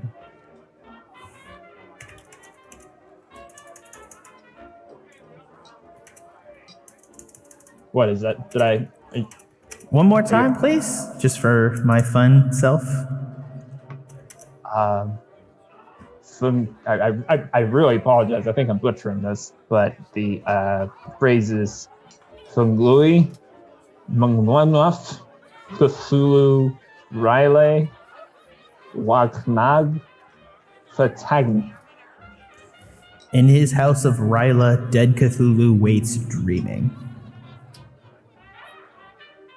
Sounds longer than that. It does, doesn't it? Sorry, I'm not the expert you are. Also doesn't sound very Trinity though. What language? It's fucking deep speech, motherfucker. It's oh god language. Oh, are those the gods you like? Or No, motherfucker! What are you talking about? Fuck. This confirms some things for me about the Kingfishers. So, not to be It's picky here. why they're not talking to me. Well, Shit. It's starting to sound like the ruins in the harbor that the Keeper City Company are interested in, if they have anything to do with this. And your reaction to whatever that means seems like it might be just as dangerous as the Institute of Kindness, which by contrast kind of sounds, I mean, obviously there's some shit going on there, but it sounds quite as daunting, just on the face of it. So, yeah. I mean, if you had an artifact of like Barghoul so short answer here is yes, I am familiar with the ethos of this. I'm not exactly sure how much you all know. It's kind of putting some things and thoughts in place. Short story is that there's a lot of dark shit the Cask of Barghoul could be used for here. One of them might be to possibly interact with some dark ass shit. So if they're using it for that thing, you probably the Cask of Barghoul most likely is probably at the Institute of Kindness, or if they're along in the process, it might be on the ships in the harbor. I'm not sure which. What process are we talking about? I mean, we assumed it was going to be some dark shit. I mean, we're talking about the Demon Lord here, right? I mean, no, we're not talking about the Demon Lord. Oh. We're talking about who the Demon Lord ostensibly served. Oh. See, Barghoul had a lot of darker friends, if you will, and he was steeped in the power of the Old Ones, which is why his body became a magical artifact unto itself. If there is something down there, it could be used as a method to commune with it. Yeah. And the only thing that I could think that could possibly stop that would be if we had, I don't know, like his weapon, Barghoul's weapon or something along that, but it's lost to time.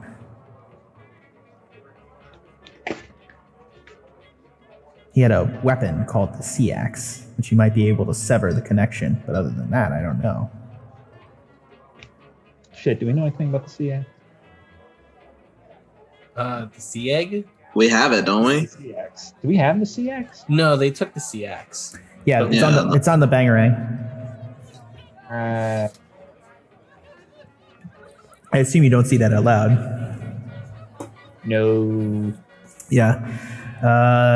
You may be up Schitt's Creeks, boys. I'm hoping that you will be willing to go and still find where the cask is.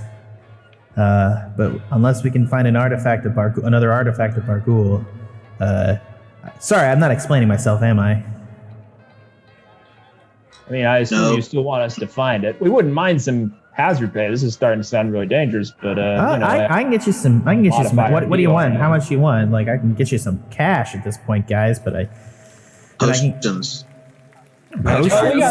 We got potions. We are kind of just low on. I'm not talking about reward or anything. Just we know what our deal is here. Just maybe information.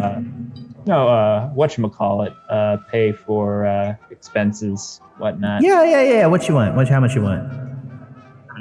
300 gold, 100 each would be good for just private information. And I might be able to get you. that. I could do that. a little low, that's all. We had got a run in with the Choo Choo boys. I didn't mention that. Look, I hate to say this, gentlemen, but this is rapidly becoming a infinitely worse situation than I think you realize, and I don't have the time now to explain why. I think you should get a move on finding the Cask of Barghoul, and I am going to start looking for the sea axe, because if we cannot find another, there's only like 3 items of power, and unfortunately the Book of Vile Darkness is useless to these purposes and also impossible to get from the professor, and by extension, I don't know, Professor who? the headmaster of the Magocracy. Ah, He's said to have the Book of Vile Darkness, which is the book written by Barghoul. well, that's good to know. It's the only other item, and then there's the sea axe, and then there's Not also... that we're interested. We're just, we're just working on the Cask of Barghoul. We know that's our task. Yeah, well, it just may be impossible for you, gents. I'm just saying. You'd probably need like a wish spell in the sea axe to get it happen. So, probably not going to be able to remove it if it's in Ryla. Well, we all know you're capable of the wish spell. I mean, that was part of the. Yeah, I'm on the deal here, guys. I feel like I'm paying you enough, but like, can you just find me the Cask of Barghoul? I think you've probably actually delivered on what they're actually doing with it. It sounds like we just need to decide whether we want to try the Kindness Institute. Based on your investigation, sir, what do you think they're doing with it? Just for my curiosity.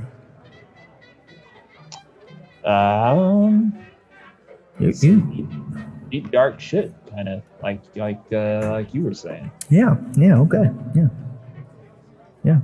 Shit. Does anyone want to roll anything? Can I roll an Arcana to see Yeah. what if I can get a grasp on what she's trying to think it does? Yeah, go ahead.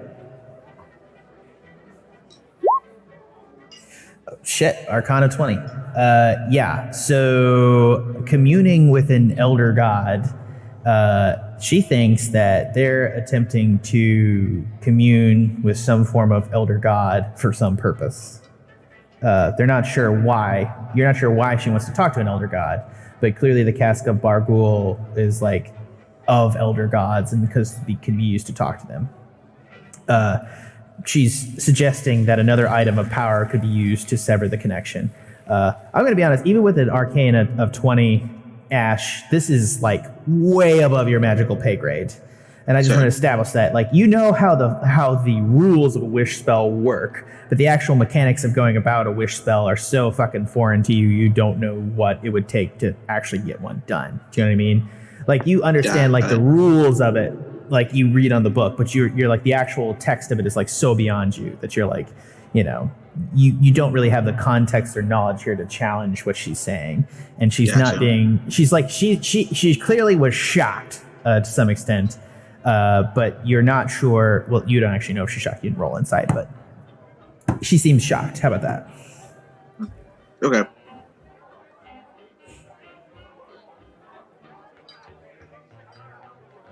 Well, Scree, I think our conversation's done.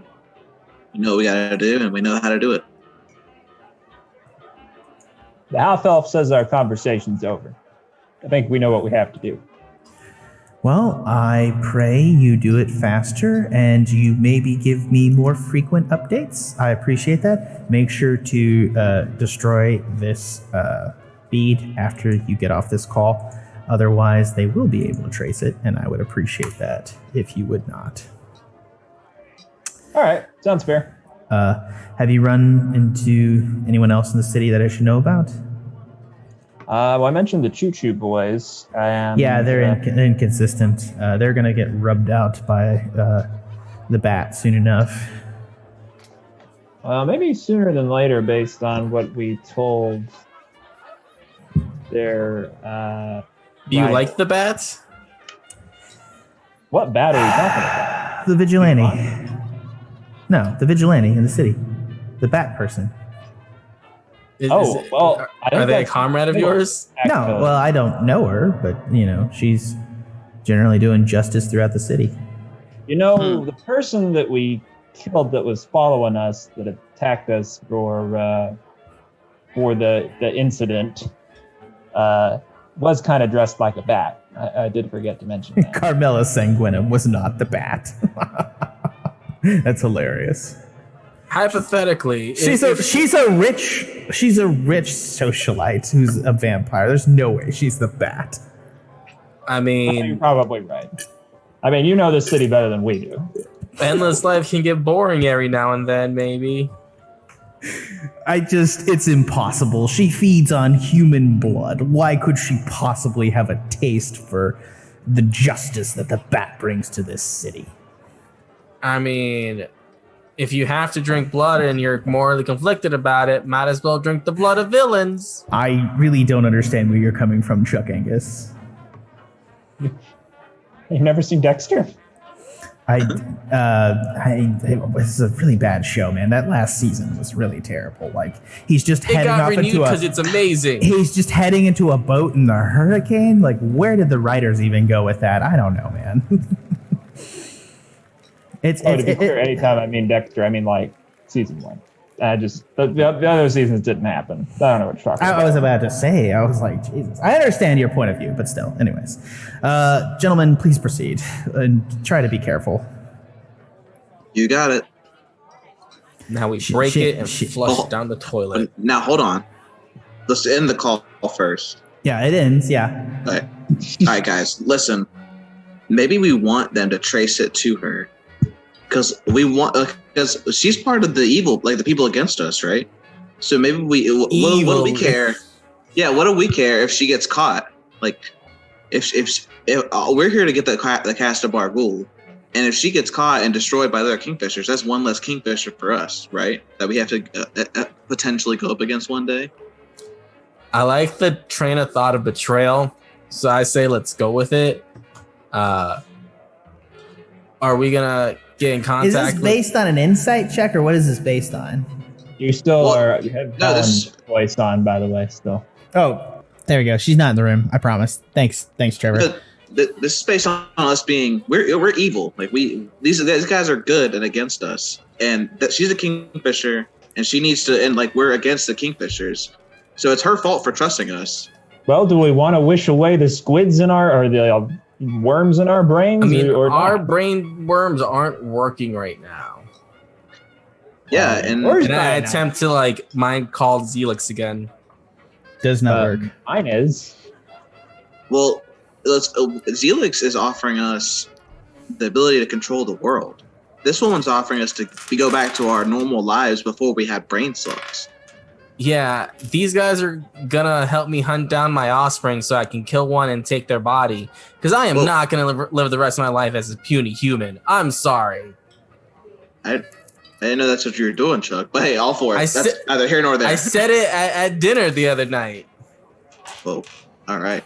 You're pretty hardcore, Chuck. Dang. All right.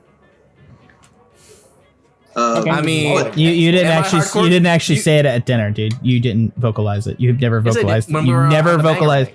You've never vocalized it fully on this campaign. Oh. Well, all right, I say it out loud. You said it's like this is a moment for the streamer. I'm just telling you. All right, and I look at Ashe as he looks at me. He's like, "You vaporized an old lady. Where's your morality?" Oh, it's out the window, man. I'm not saying this isn't about my morality. My morality old lady murder, Batman murdering children. Just fucking go with it. We're murder hobos, full on. Let's do it. My morality lies in betraying this Kingfisher that made the foolish decision to put her trust in us, her enemy. If she does die, she will not be able to use a wish spell for you. Yeah. So yeah, we're throwing that, but we're throwing that out the door. This is the plot. This is the. All right. My thinking here. Do we contact the Bangarang and let them know what she let us know of what they're gonna try and do and how we need the Sea Hammer axe to possibly stop that? That's a good idea. We probably should tell Zelix that we're gonna need the sea axe if we even get the Cast of Bargul. To get the Cast of Bargul. No, we can still get it. It's just the connection will still be there. That's how I interpret that conversation. And Roll so roll Arcana, Ash, one more time. Oh no. You just, no. that's fucking- exactly what you think. I'm gonna just establish that you don't know why you need the axe. How about that? All right, that's fine. So all we know is that we need the axe. It didn't say that we didn't need the axe to get it the cast to Bargool. We just need it. Well, it looks like they're. She wasn't sure what part along in the plan they're at, but since they're like seem to be like positioning themselves over the city, I'm assuming that they're getting ready to do it. Why do we want to stop what the Keeper's City Company is doing and also screw over Helen if that's what she wants when we don't even know what Dark is going to do with it? They might be going to do. Well, they're trying to summon the person on higher rank than the person we're trying to summon.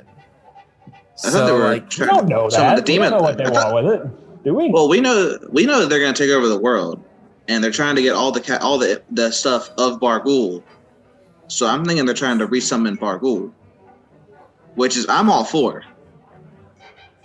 And it seems the Kingfishers are not.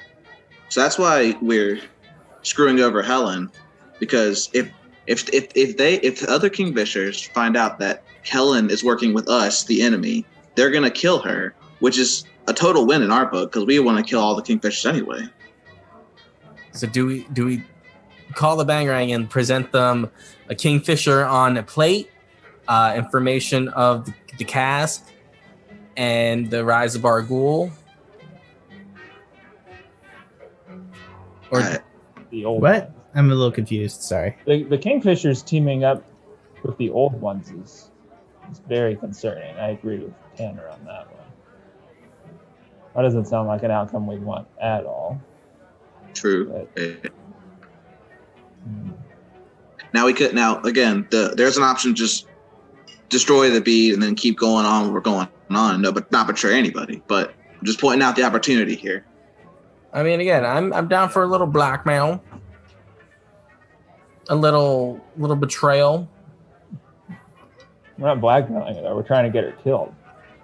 We could black. And Ashe is like smirking to the side. But that's neither here nor there.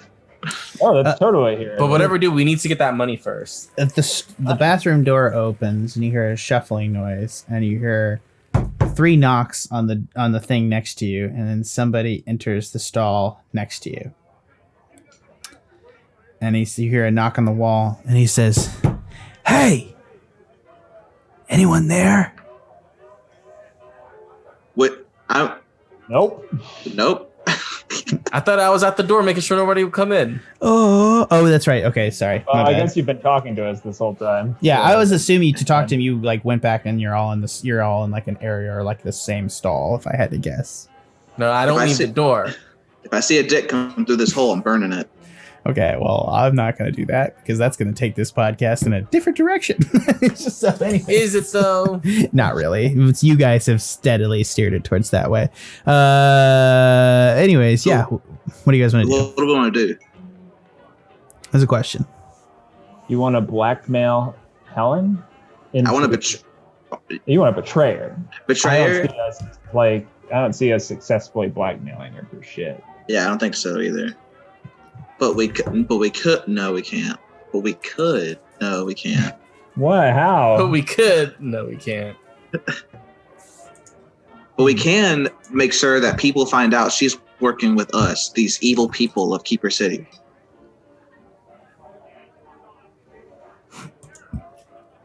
Okay, again, do we call the Bangarang for assistance?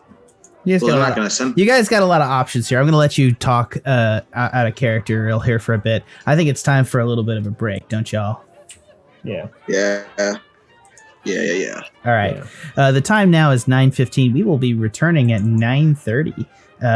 Thank you for listening to the Pen and Paper Pod. We're going to take a quick break. I really need a pee break, and I want these guys some time to talk through what kind of all the treachery they're going to be doing. So from everyone here at the Pen and Paper Pod, thank you. We will return shortly.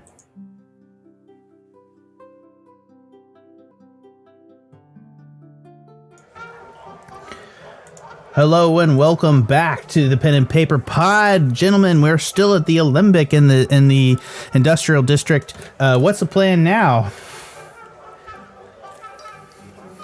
So, I think we just leave the bead at the bar, just throw it to the corner somewhere, and have them try to find it.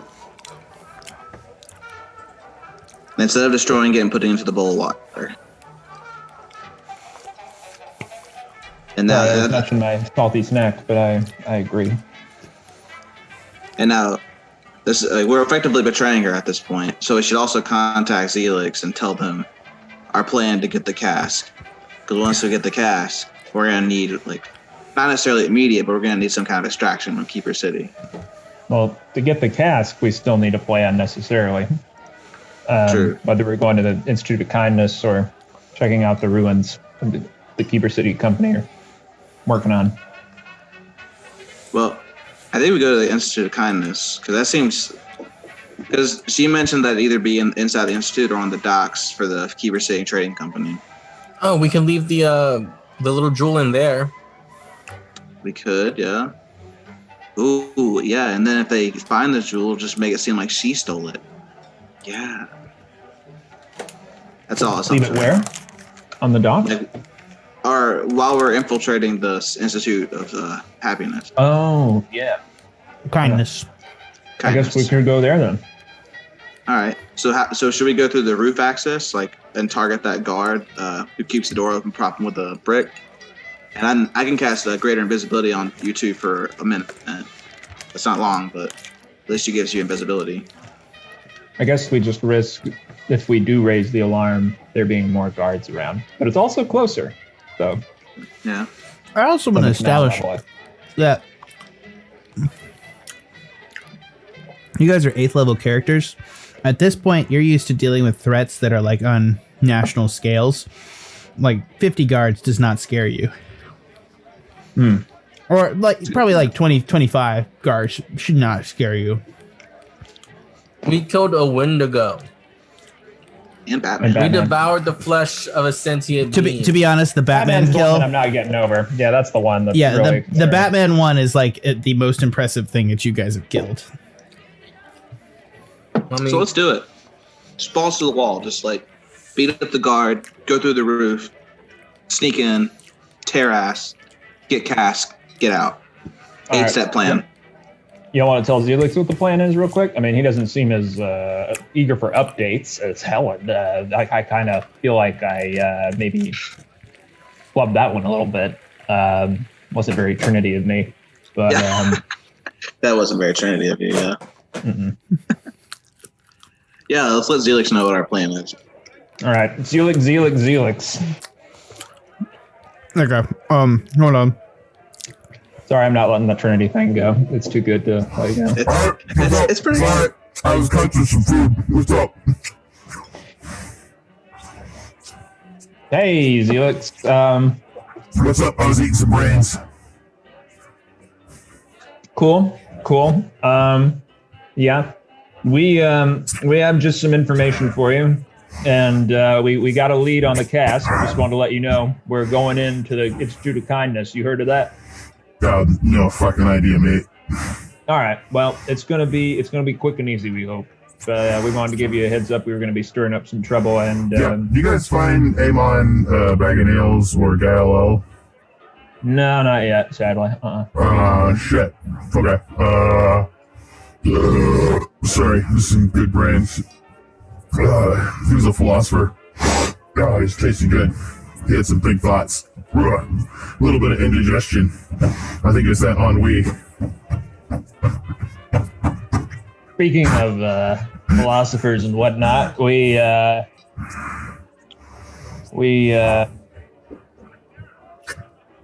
found out the Kingfishers are trying to use the Cask of Argul for their own purposes, apparently. They seem to be... What are they doing it for? Power or making a super weapon? What are they up to? They got their own Death Star going? Well, we found this weird shit, creepy language scrawled on a table that we got this little old lady to translate for us, who apparently knew how to read it before we torched her, which is kind of why we've been out of contact for a while, leaping across rooftops. I've never been one for languages personally. Yeah. Well, it seemed like she told us it was some dark shit we were getting into. Well, what do you mean dark shit? Like, what are we talking, like demons? Old gods. What did the sentence say? Something about Cthulhu rests dreaming at No, Rowlet. give me do you have the original sentence? Oh yeah. I can do my best. It's kind of a tongue twister. Pungloi Mclaf Cthulhu Rylech. Wagla Naflaktan. Yeah. You familiar? Yes, I am. Okay. I mean, we're just working for you. If you don't want to give us any more information than that, you don't have to. It sounds. What do you boys need? Oh, nothing. We're just letting you know what's up. Where did you find this sentence? It's scrawled on a table in a bar that was frequented by Doctor Butterscotch, that apparently worked at the Institute of Kindness. So it probably doesn't have anything to do with the Kingfishers. Guess not. Okay, well, let me know. Was he in contact with ruins from Old Phaedra? It seemed like, he was kind of involved with we were thinking maybe the trading company. What they're doing there. I would recommend not getting involved with Old Phaedra gents. All right. Get the Gotta have cask. the cash. Get the cask and get out. We were thinking the cask might possibly be in Old Phaedra, but could also be at the Institute of Kindness. So we were thinking, I guess we'll head to the Institute of Kindness then. And, Scree, how are you feeling? Like emotionally? I'm fine. Are you losing track of time? Do you know where you've been this entire time? Yeah. I've just been, been seeing a lot of red lately. Like hallucinations? Or... No. Like blood and combat. It's just been a lot of that lately. But you don't have blocks of unaccounted for time, or were you gripped with encroaching senses of madness, or how did Chuck and Ashe look? Because I can't see them anymore for some reason. Yeah, you mentioned that we spoke last time. You mentioned that. Still no idea why. Scree, I am very concerned. Be very careful around them. I don't know what could have removed it. It is not within my power to remove those things, so be careful. Try to verify that the two people you're with aren't doppelgangers.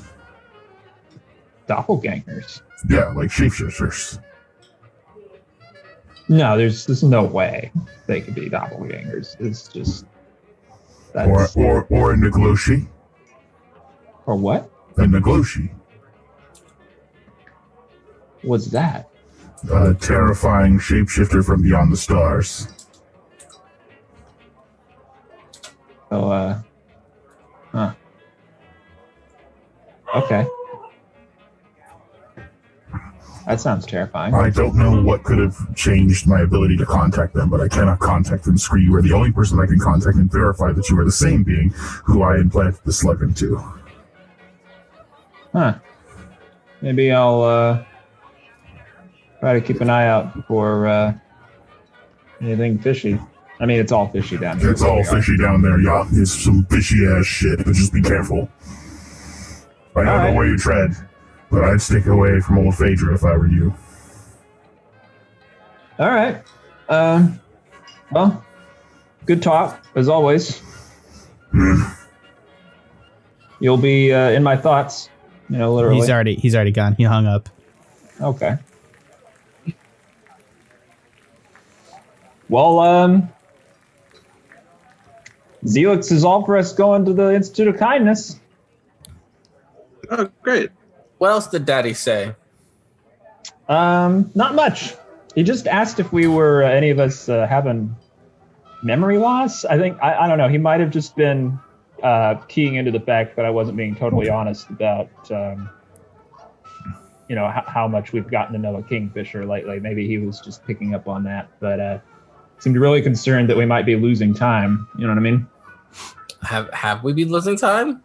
Not that I know of. Roll. Let's have you guys roll some stuff here. Let's see what would be the best thing to roll. Critics. Just why don't we just roll?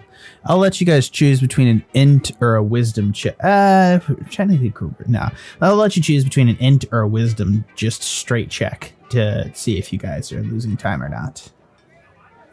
Int or wisdom, straight check. I'll pick int. Okay, roll it. Same.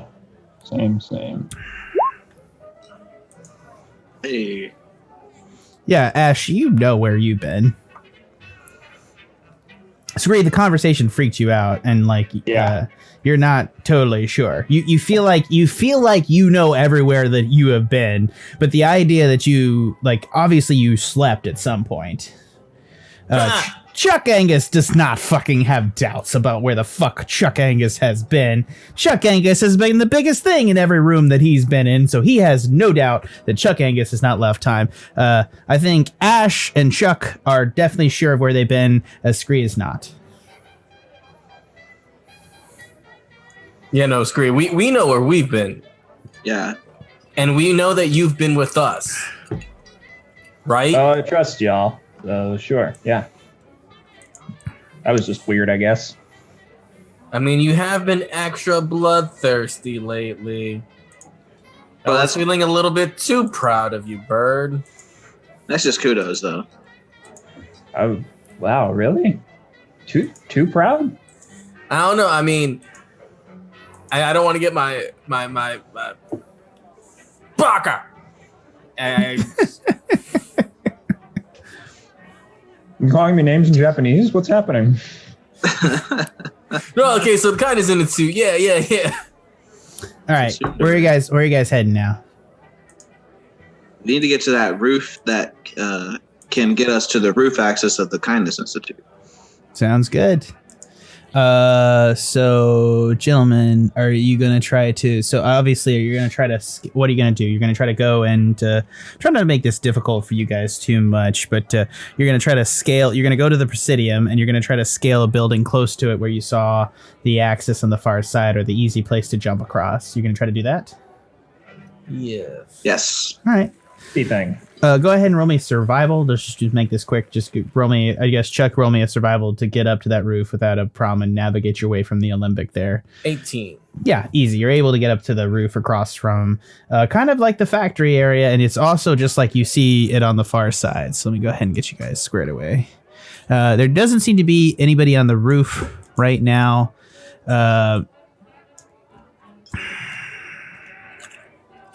You see the facility below. God damn it. Where did I put Chuck in them?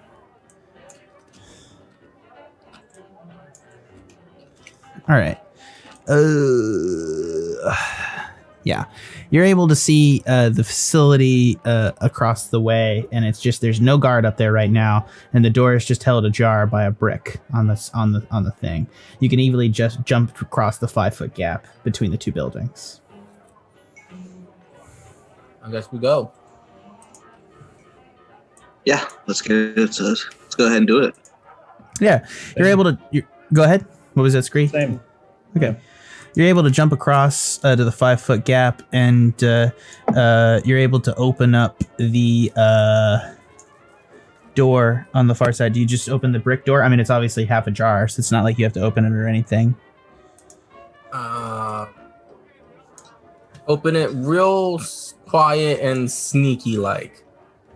Yeah, I'm gonna say we're gonna start moving stealthily here. Yeah. So as you open it up, you find a kind of like a 10 by 15 room. So you're able to see just like a very tight little room next to the canal area. It has a stairwell leading down with no doors.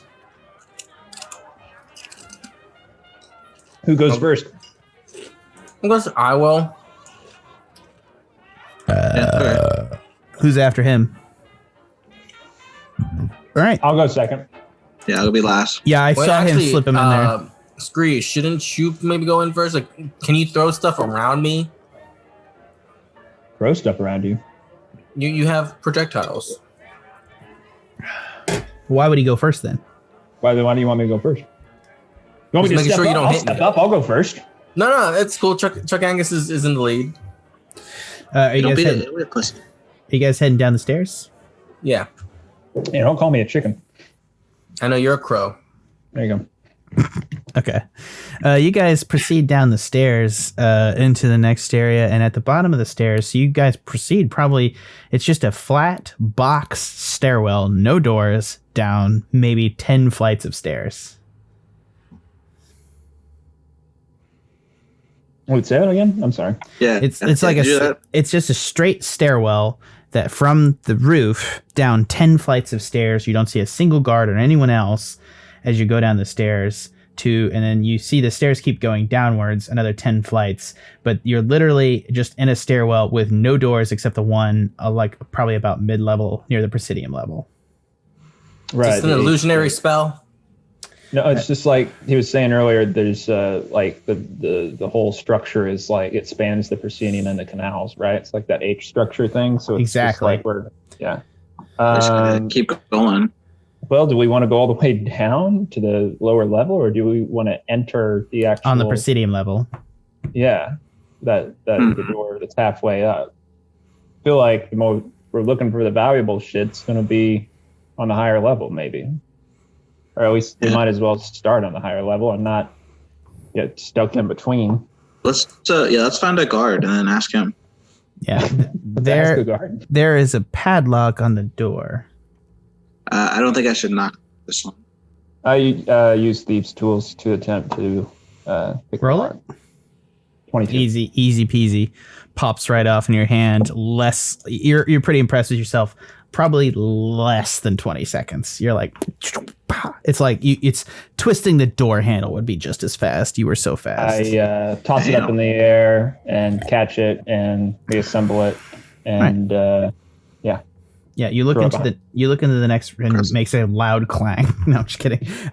No, that'd be fine. I'm trying to play overconfident now, so it's fine. Yeah, it clangs for like 10 minutes down the stairwell behind you. It's just like this is happening, by the way. Yeah, and so you can look into the next room through the door, or if you want to slightly open it, it's like it's kind of a 30-foot by 15-foot room. There doesn't seem to be much inside. Perception. Go ahead and roll it. Yeah, you're in front, so still, I guess. It's dark. Mm-hmm. Yeah, it's just a dark room. No light in there. Bird, you have better night vision. Do you see anything? He does not have better night vision. Kenkus do not have night vision. Is it the elf that has night vision? Yep. Mm-hmm. Yeah, I can see in there. Kenku do not have dark vision, and it is one of the weirdest D&D things. Hmm. Yeah, it's like a didn't think blank. I did. It's a blank room, Ashe. All right, well, I'm gonna go to this corner right here. Like, Yeah, nothing happens. You're able to see that there's around a corner right here. You can probably lean around the corner and see into the next room if you want. yeah, I'll do that. Okay. Just lean. The next room is like kind of dimly lit by green tubes. You found where all the space of the place that you've been has been in. The next room is a large chamber ceiling. It's about probably like 5, 10, 15, 20, 25, 30, 35, 40, 45, 50, 55, 60, 65, 70 feet across. With 5, 10, 15, 20, 25, 30, 35, 40 feet wide. And it goes up probably 10 stories straight up with about 8 concentric green tubes. 2 of the tubes have objects floating with them. There seems to be in alcoves along the wall, surgery-like tables.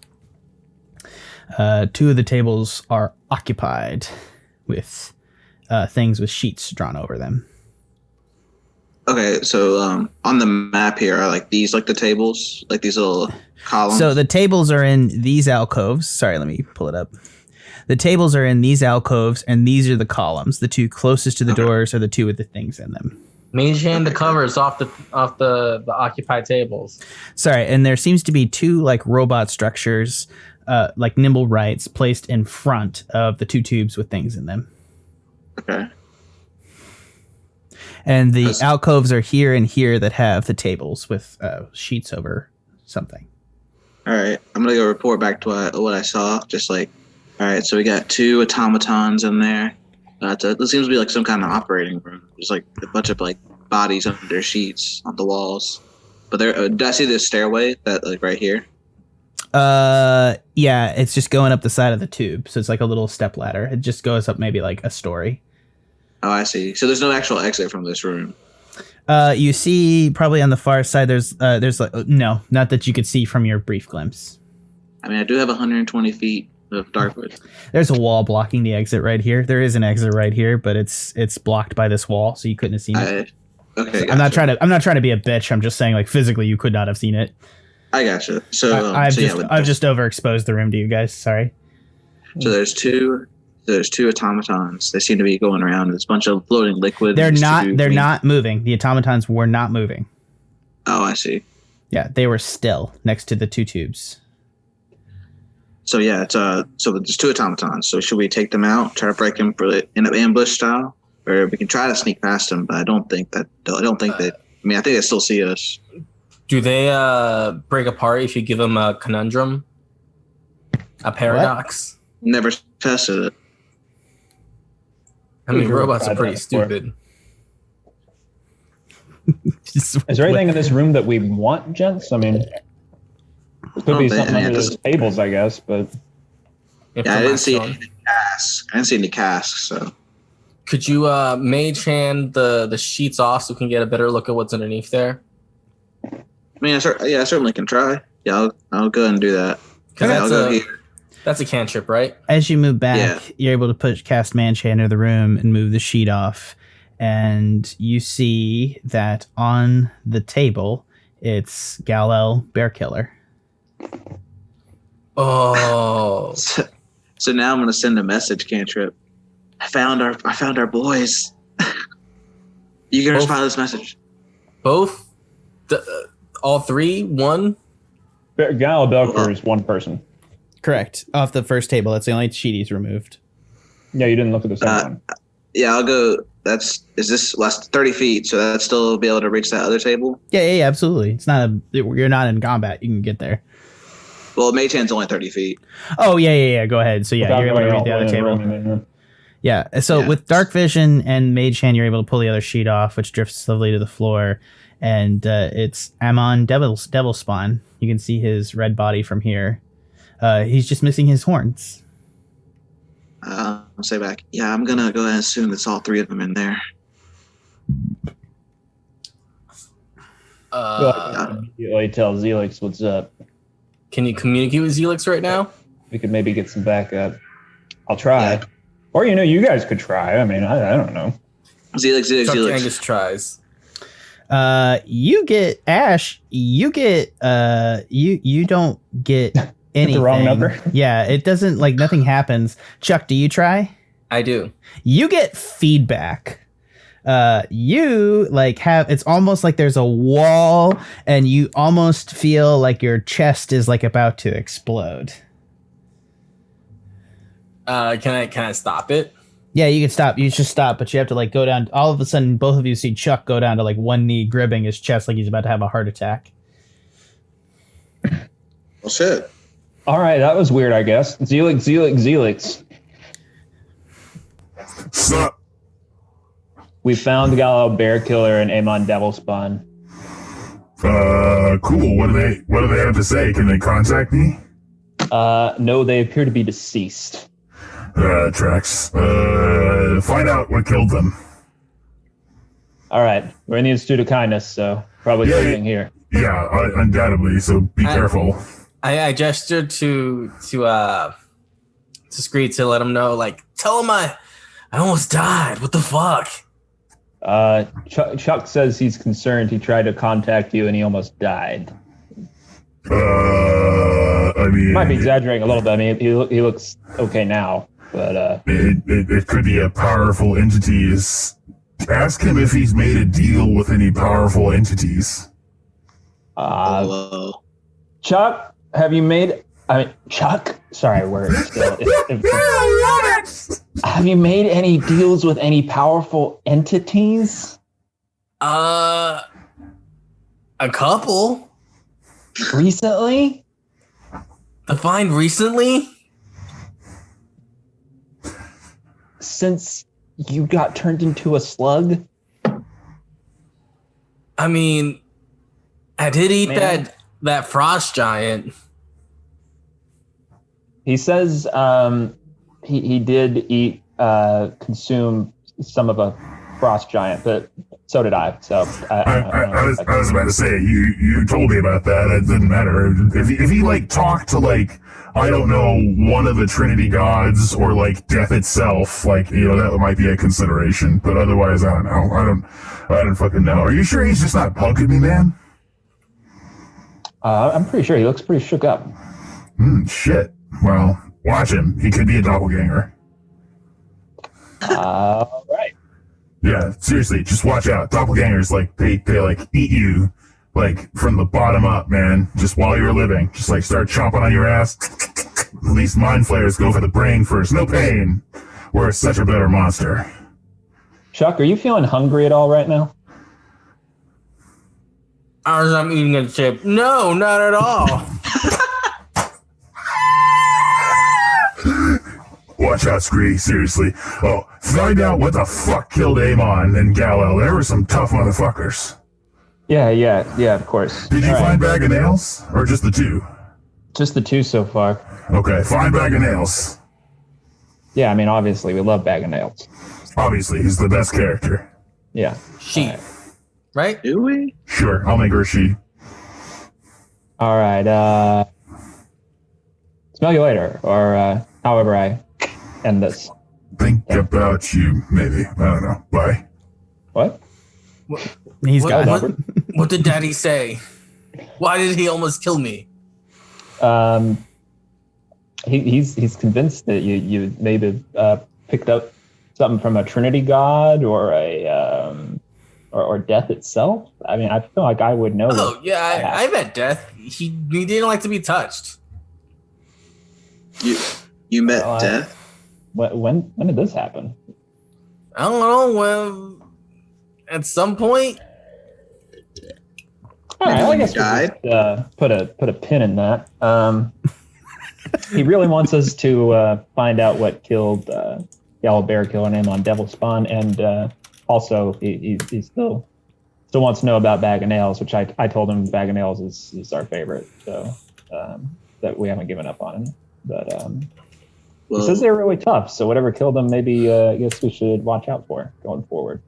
You said you saw some automatons in there, right? I mean, I'm not assuming they killed him, but right. They could have. They're in there, but they're not moving. And if we were gonna try to figure out what killed them, we'd have to go see their bodies. yeah, that's a good Can you point. I mage guess hand we their could take a corpse? close look. Can I Mage hand their what? what? Chuck? Can you mage hand their corpse? Nah, I can only lift 5 pounds with the mage hand. I'll try to sneak in and get a better look under the cover of darkness. Or, you have that invisibility spell, Ashe, but it's not a cantrip. So Yeah, it only lasts a minute, so you might not be able to get a good reading of what you see in the corpses.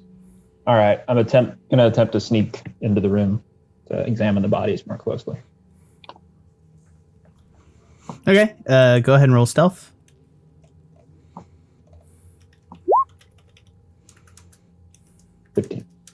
Yeah, easily you're able to get in there and very quietly move up to the first table. This first thing you notice when you get up close to the table is that it is covered in blood, and Galil looks to have met a bloody end, from the front. His skull looks almost like a little bit deflated, and he's missing his eyes. You can roll investigation or a perception, I think. You can choose. Perception.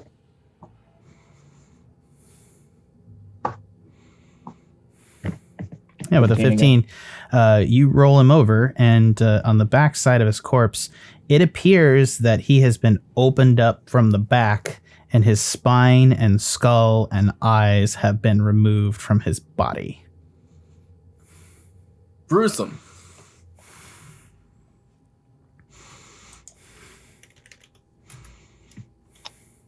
Can I smell anything? Yeah, I imagine it doesn't smell good. It does not smell good. The body seems to be like rotting a little bit, and it's just been left here, and it seems that Gives me an idea.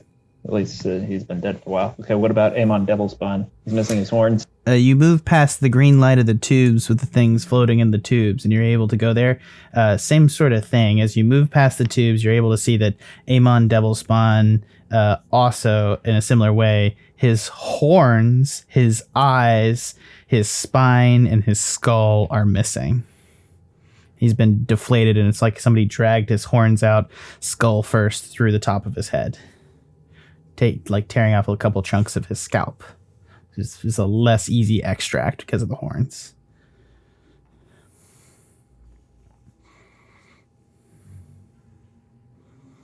As you pass by to the second cubicle, you're on par within 5 feet of the automaton, and you can see that the automaton looks vaguely like the ones you saw at the casino the other night. There seems like bronze-bodied with like big black gambeson jackets. They have big bronze faces, except that they're leaned forward onto all fours, and their backs are spread apart. And there seems to be like no spine or skull inside of this sort of setup. I don't think they're coming online anytime soon. Yeah, they seem to be. They seem to be deactivated. Guys, it's all right. Come in. Check this shit out. I go over and check out the corpses. Yeah, you're able to see the same thing, that they've just been surgically. They've had their spines and skulls removed and their eyeballs. Is there a third table? Can we check if Bag of Nails is right there? There is no other table in here, but What's floating in the tanks? The missing parts. You're able to see that both tanks, there's a spine. It's very RoboCop 2. There's like a spine with the skull and the eyeballs floating just beneath the skull. You're able to identify Amon because he has the nubs, like Hellboy style. His horns have been shaved off, but you're able to see the fucking... That is a huge goddamn... That is a massive fucking spider on my thing right there. That's amazing. Anyways... Seriously, go away. I have a wand for this. Yep, die. Seriously, it's like the size of my goddamn hand. Can you guys hear me okay? Yes. Perfect. Okay. Yep. Anyways, so as you guys do the whole thing, you're able to see that, that's definitely their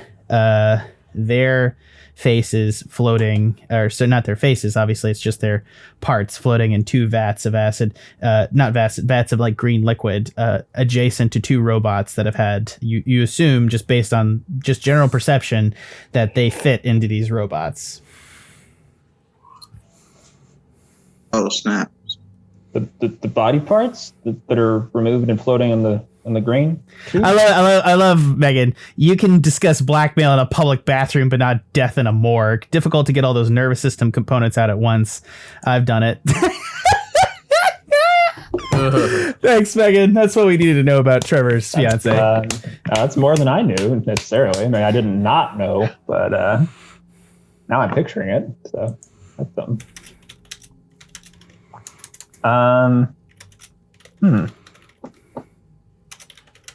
What do the robots look like?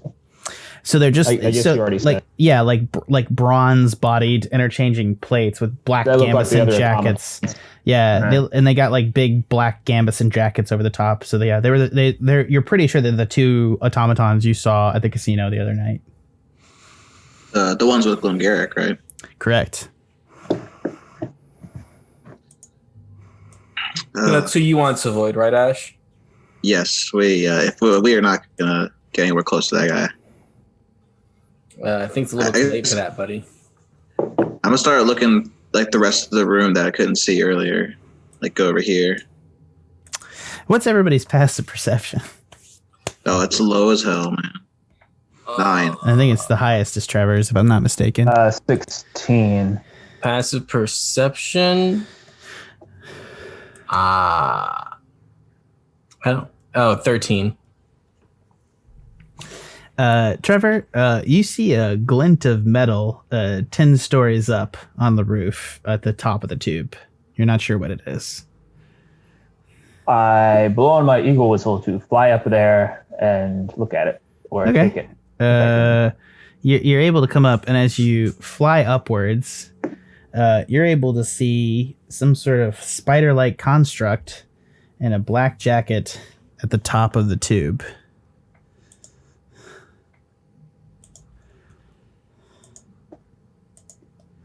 You gonna try and investigate? Yeah, I do. Get Okay. a closer look. As you get closer, you see that it is Professor Glim Garrick at the top of the tube, staring straight back at you, just quiet as a shadow, with 6 mechanical spider legs coming out of like a massive backpack. They whir to life, and you hear inside the backpack, it's like the backpack is clearly like some sort of like bag of holding where there's like a massive like, you know, machine factory in there running these 6 mechanical spider legs. And he just drops down suddenly, straight down, and he's going to try to grasp at you with one of his legs. Make me a dexterity saving throw. Scree. 20. You fail. You are grasped by him, and he's going to fall straight down with you in his claws. Make me another dex save to keep the whistle in your mouth as he grabs you with one of these massive mechanical claws. Oh yeah, good call. 25. Yeah, you keep that, obviously. Well, I don't know if it's above 20. It wasn't obvious, but now I know. Okay, come on. He's a tough dude. Come on. Yeah, he's a tough dude. Yeah. I know. Yeah. So you guys plummet down, and he just lands right into that. He's like, so let's go ahead and do this. Well, hello. Welcome to my laboratory. You must be the agents of dark. He looks around. He says, Ashe Fallbright.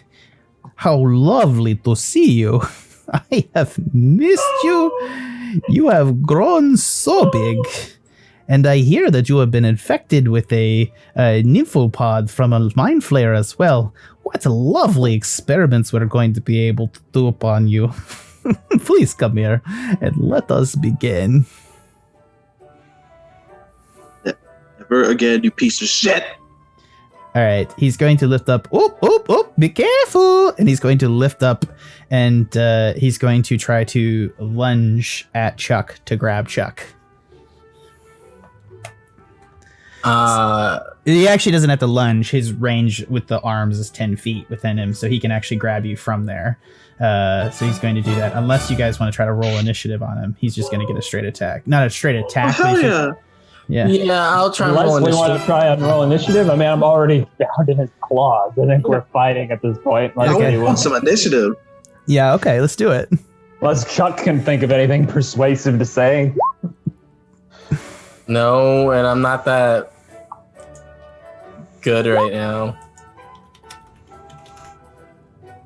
Ash was I obviously too terrified, and I'm being crushed. I need to go into my fucking range. Hold on one sec, guys. Sorry. Are we hearing Glen Garrick's background classical? Yeah, But Yeah, that's exactly right. it does seem like a non-copyright. I want to listen to Fine good. case. I want to listen to good music while I tear people apart and make them into robots. Why are you making people into robots? Sorry, I don't think I can talk Asking right now. questions that are not necessarily necessary. Yeah. Okay. Hold on 1 second. Yeah. Okay. Cool. Let's do this. And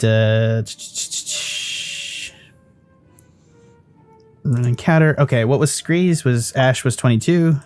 17. Scree was 17, and Chuck was 8. Jesus, Chuck, you advantage has not helped you. Dude, All right, it first sucks. first up in the order is Ashe. All right, here we go. I'm going to cast Polymorph on him. Okay, he's gonna counterspell. All right, it's a fourth level, so He's gonna counterspell at 6.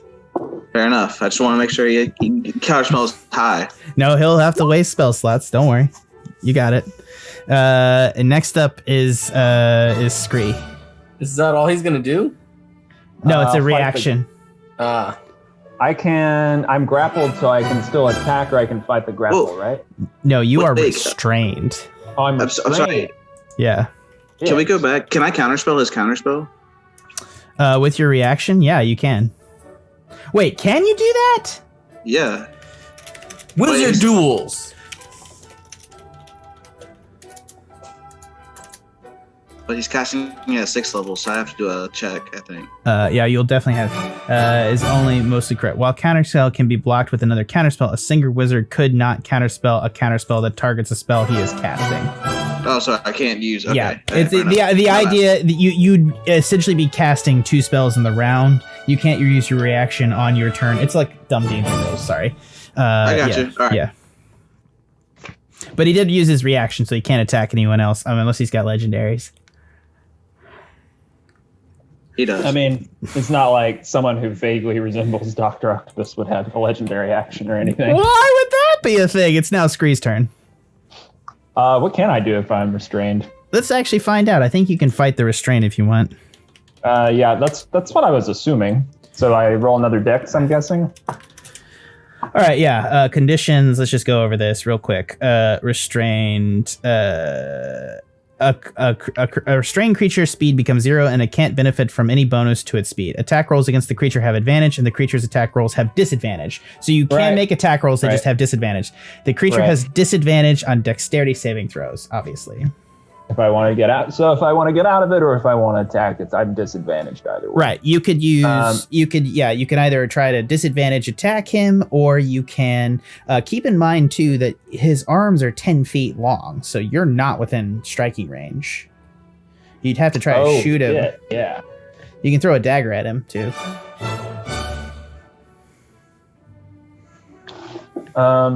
But you're within his attack, so you'd have double disadvantage anyways. But there's not double disadvantage, so go ahead. Do I have a hand free to for the somatic, I think, component of Yeah, you have. So essentially, it's literally the claw from Spider-Man 2, essentially here. like around my body? Yeah, that's like around your body. It's over your upper arms, so you can't like get a wind up to do things, but you can. You got free hands. All right. I'll cast Silent Image Cool. and create a what should I do to try and distract him, guys?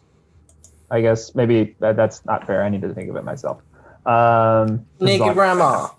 Naked grandma. I'll cast a mirror, just another one of myself across the room. Cool. That's all I can think of for now. Yeah. Okay. You make hand gestures, and a different version of yourself appears across the room. Anything else you want to do? Do you have a bonus action?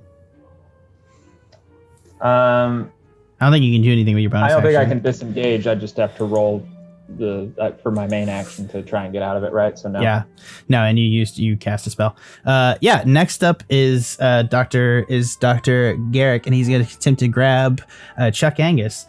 Chuck, you can make a dexterity saving throw, or I guess you can make a strength saving throw if you'd like. Oh, I should have made a giant spider. Duh. I think I'm gonna do a dex saving throw because I have advantage on dex saving throws. Yeah, go ahead. Danger sense. Do it. Dex saving throw. I will pre-warn you, it is extremely difficult. 19 and It does not pass. oof. He locks into you, and you are now restrained as well in his arms. Oh, behave. So let's actually do this too, because Scree's not on top of him, so you're within 10 feet. So I'm going to have you guys just right here, but you're both within 10 feet of his body. Attack the arms, Ashe. Attack the arms. He's going to lift up, and he says, he's going to talk out loud, and he says, Ashe, do you want them to die? And he's going to hold up. He's got, like he said, he's got 6 spider legs. God, this bug is really coming for me today. I'm just saying. It's real life. I feel like this is Go away! justice.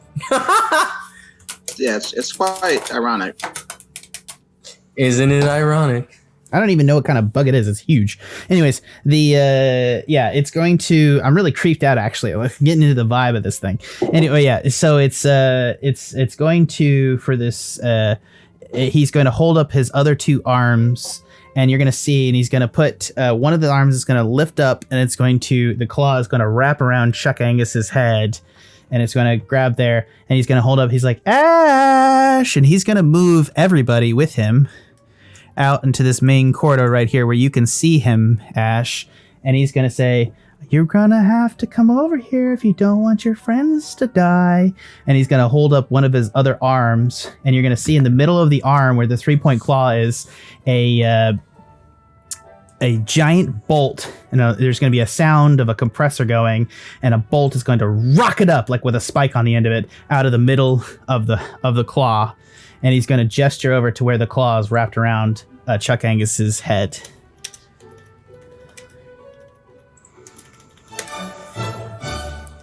So it's a captive bolt pistol that's on the end of this thing.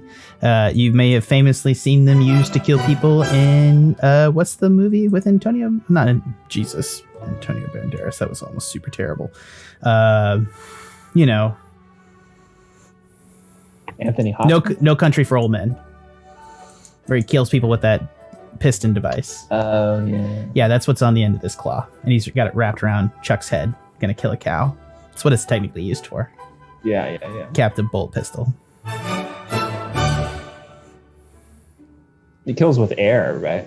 Yeah, it just presses it and fire. It's like a piston. It's gonna fire this thing directly into his skull. Yeah. At the end of its turn. It's the end of its turn. It's your turn, Ashe. It's Chuck's Wait, turn. it's my turn.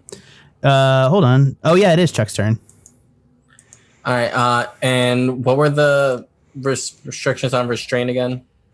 So the restrictions on restrained. Let's see.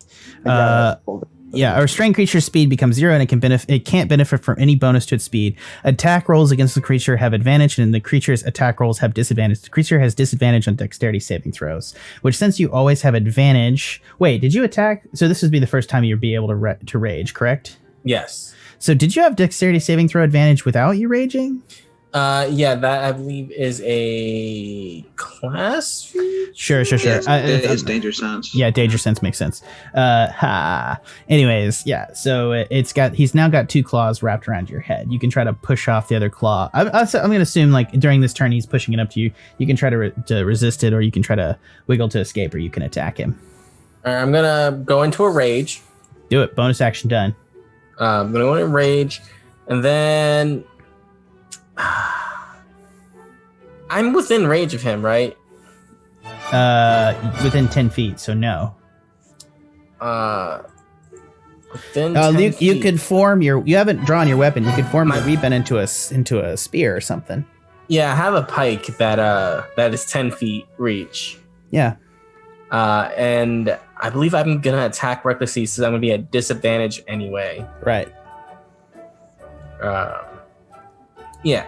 So I'm using my pike. I'm going to reckless attack. So that gives me advantage on melee weapon attacks using strength. With disadvantage, you'd have just straight attack. Yes. Yeah. So I'm going to do that. That does not hit. No. And then we attack again. That 25 will hit.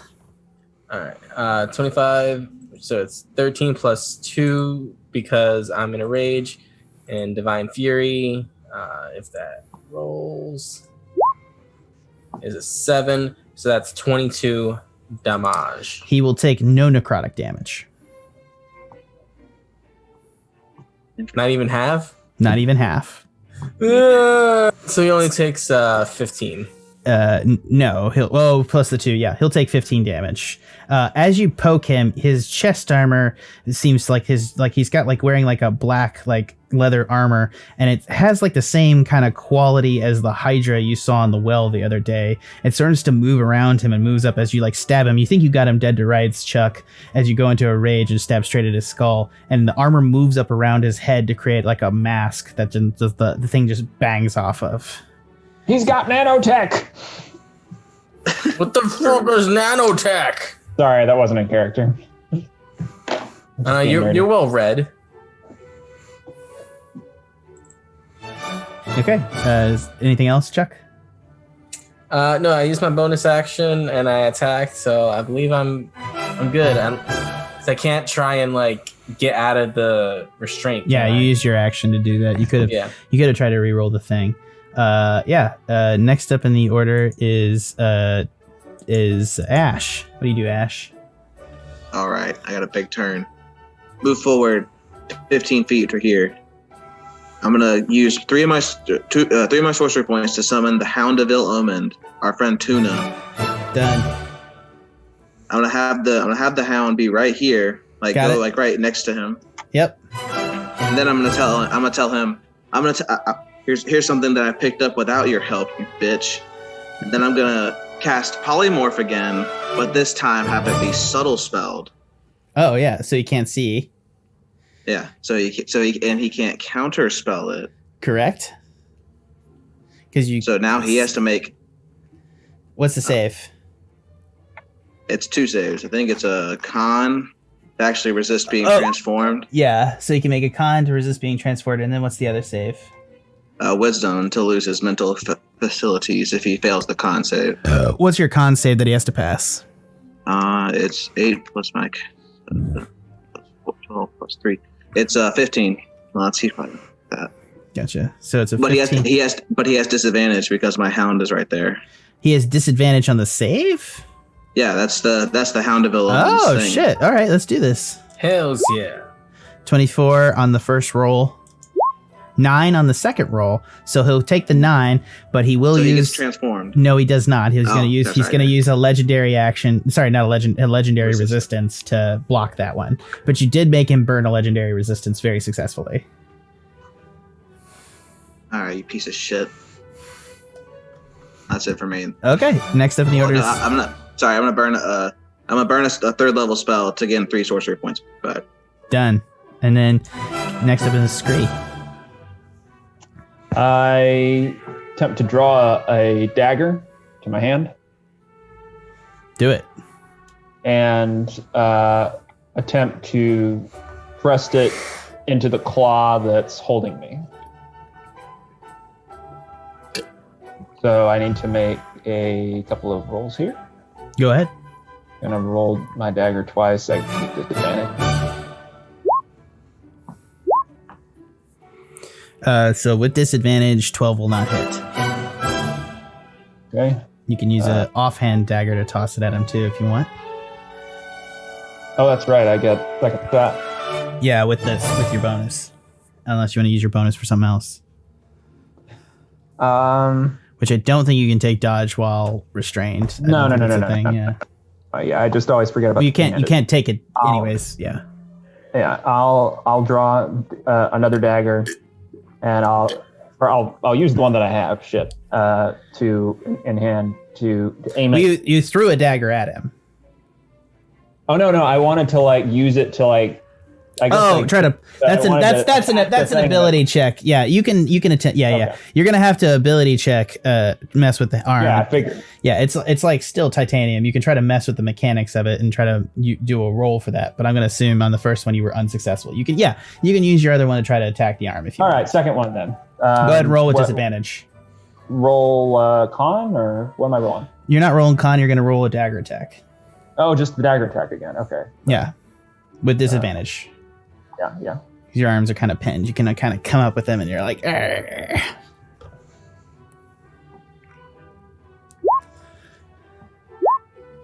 Miss. Both are 12. First two were 18 and 12. Second two were 12 and 22. Right. So both were 12 because it was disadvantage. Oh, gotcha. Right. Yeah. Right. So both miss. Yeah. Got it. Yeah. All right, that's it. Next up is Professor Glim Garrick, and he's going to move. Let's see how far it is to him. So first off, he's going to make an attack at the dude right next to him. He's going to roll an attack. It's 23 to hit the dog. Oh yeah, that dog's hits him. Yeah, so he grabs him by the scruff, picks him up, injects the bolt. It pops the dog, and it disappears into a cloud of ectoplasm. And then he's going to move to you. Let's see, it's 25 feet to get within 10 feet of you, and then he's going to move straight up to you, and he's going to attempt to grab you with his third claw. Go ahead, and you can either make a strength save or a dexterity save. Dex save. Okay, go ahead. That's a fail. So he grabs you with his claw and lifts you straight up into the air. And he's like standing on the ground. One of the two of the claws are behind him, bracing him. He's got one free claw with the bolt out, and then each of you is grasped and a claw raised 10 feet above him in the air of this room. And he's gonna say, "Well, hello there, guys." Sorry, what was him? It's like, "Velo." Yeah, there we go. Hello and welcome to my factory. It's a pleasure to have you here, Ashe. I'm excited to talk to you guys about where you've been on your travels. The other three Dark members were really fascinating. Or the other two, sorry. I never got the third one. It really kind of bugs me. He was interesting. I've never taken a Tabaxi apart, to be honest with you. Not mind, I've never taken a Minotaur apart. You're a first. Yeah.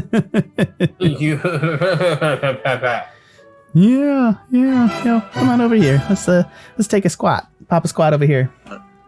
Throughout all this, Ashe is like screaming bloody murder, like it's like fear and just like no, like never again, no, don't do it, don't take me back in. He's gonna cast silence above you, just like straight above you, and hold you out to the side, and you're just gonna start screaming in silence. Oh, that's horrifying.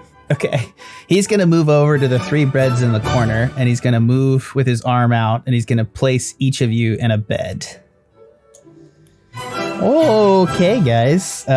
Who's up first? And he's gonna snap his fingers, and over in the corner, you're gonna see that the big metal tubes are going to open up, and the spines are going to descend into the machines, and they're going to wrap around their backs, and you're gonna kind of pop open, and both of the mechanical automatons are gonna begin walking over, and one is gonna come over and start strapping Chuck down to the table. The other one's gonna walk over and begin strapping Scree down to the table, and he'll remove his claws and begin but he's gonna keep his claw on Ashe, just pinned down to the table. When do I resist? You can resist now, yeah. He's got you in straps. Do we take reactions on this? Or? Yeah, go ahead, try. You're out of combat. I'm going to say that combat probably ended here, but... Oh, okay. Well, never mind then. So do I do a saving throw? Do I do a straight, how do I resist? I want to use my strength, because that's where I got my points. Go ahead and use it's not a saving throw, but you make an ability check to strain against your restraints. I believe I have advantage on strength saving throws. Yes, I do. Am I rolling strength as well? You can check. You can try to dex your way out of it. So you could use athletics, Ed, and I assume you would use like sleight of hand to try to, or not sleight. Yeah, I guess maybe sleight. Yeah, whatever. To try to slip the restraints. Yeah, you could either slip the restraints or try to force them, whichever you'd like. I got 24 on strength. 24 on strength. You are not able to pull the restraints apart. Let's say let's say I try and summon a feather dagger or something to try and slip the restraints or something. Okay, go ahead. Disadvantage, so I roll twice, did you say? You are restrained. Remember, that is because you have disadvantage, right? Yeah. You as well, Ed. What? You had disadvantage. So you had 7. Well, either way, I have advantage on saving throws because I'm enraged. So I guess it's the 24? Yeah. So both of you got a 24. Scree, you're able to pop the restraints. How come he can? It's easier dex than it was strength. Yeah. Bullshit. Why is that bullshit? It's a restraint. Bullshit. Clearly designed to hold supernatural creatures. For my restraint, can I just use 2 sorcery points to cast darkness around me? Yeah, absolutely. I do that. Sweet. Darkness engulfs you. And how big is the space for darkness? 20-foot radius. So it actually encompasses, if I'm not mistaken, darkness is going to encompass, 25 feet from Scree to Chuck. So if it's not centered on your point, all of this will be in darkness. 20-foot radius, not diameter. It's diameter, not radius. It is diameter, yeah. So it's probably not going to cover Chuck, but it'll cover Scree, Ashe, Garrick, part of Garrick, because his legs are huge and sprawled out. Like, it's a tiny man, and it's like a tiny little gnome man. Let me just get a little art up on the stream for you. Tiny little gnome man in the center of like 6 giant spider legs. He's going to stay and he's going to say, "Oh, Ashe, what have I told you? It was so... Sorry, Velo. Welcome to my facility. Ashe, if you would drop the darkness, I would like to find out more about you and where you've been and what has been an experiment upon you. And it was always super interesting how the reaction affected you. I'm interested to see how a nimble toad was able to survive inside your body. So please, I can help you here. Are you tired of becoming a mind flayer? I can help you." And he's gonna get rid of the silence spell. I'm just gonna keep yelling, like, "Get away from me, you fucker! I'm never coming back! Don't you dare do anything else to me!" And it's like just a long rambling of all that. Oh, he's gonna reactivate the silence spell. Let me see. You, Minotaur. Can I interest you? Do you have a nymphal toad in your brain? I'm Chuck Angus, and I'm still struggling. If you want, we're going to have to find out the hard way if you don't want to tell me. Struggle. All right. Take his horns off. And one of the robots is going to pop his fist, and it's going to become a saw, and it's going to start spinning, and he's going to brace you down with your head, and he's going to begin to attempt to saw through your horn on your right side. How do I struggle stop him? I'm going to let you make one more struggles to try to like force him away or try to like get away from the saw. Scree, you are free, and the robot seems to be grasping in the darkness for you, but you are technically free on the table, and he does not have a hold of you. I still have advantage on my strength saving throws. No, you're restrained. You don't. But I'm still in a rage. No, you're not. You're not anymore. No. Your rage You're failed. not. Yeah, you're not in a rage. How did my rage fail? Because it's been a couple seconds and you've been restrained and you haven't attacked anyone. That's true. Did I hear the, what was it, a chainsaw starting up? Yes, you did, in the darkness. I attempt to throw a dagger at where I think the sound is coming from. You're going to hit a wall directly across from you because there is like some level of partition. Oh, yeah. And it's like 25. So you're going to toss a dagger directly into the thing. It's going to hit a wall. You're going to hear it clang against something. It's a little loose right now. It's not order of combat here, guys, but I do. Right. I keep forgetting. Okay, yeah. Then I'm going to. I'm gonna attack my automaton with a dagger to the spine, I guess. Okay. To try and sever the connections between. Oh, you're gonna try to attack the spine? Yeah. So his spine is enclosed inside of him. You can attempt to attack it. Do you want to? Yeah, make an attack roll.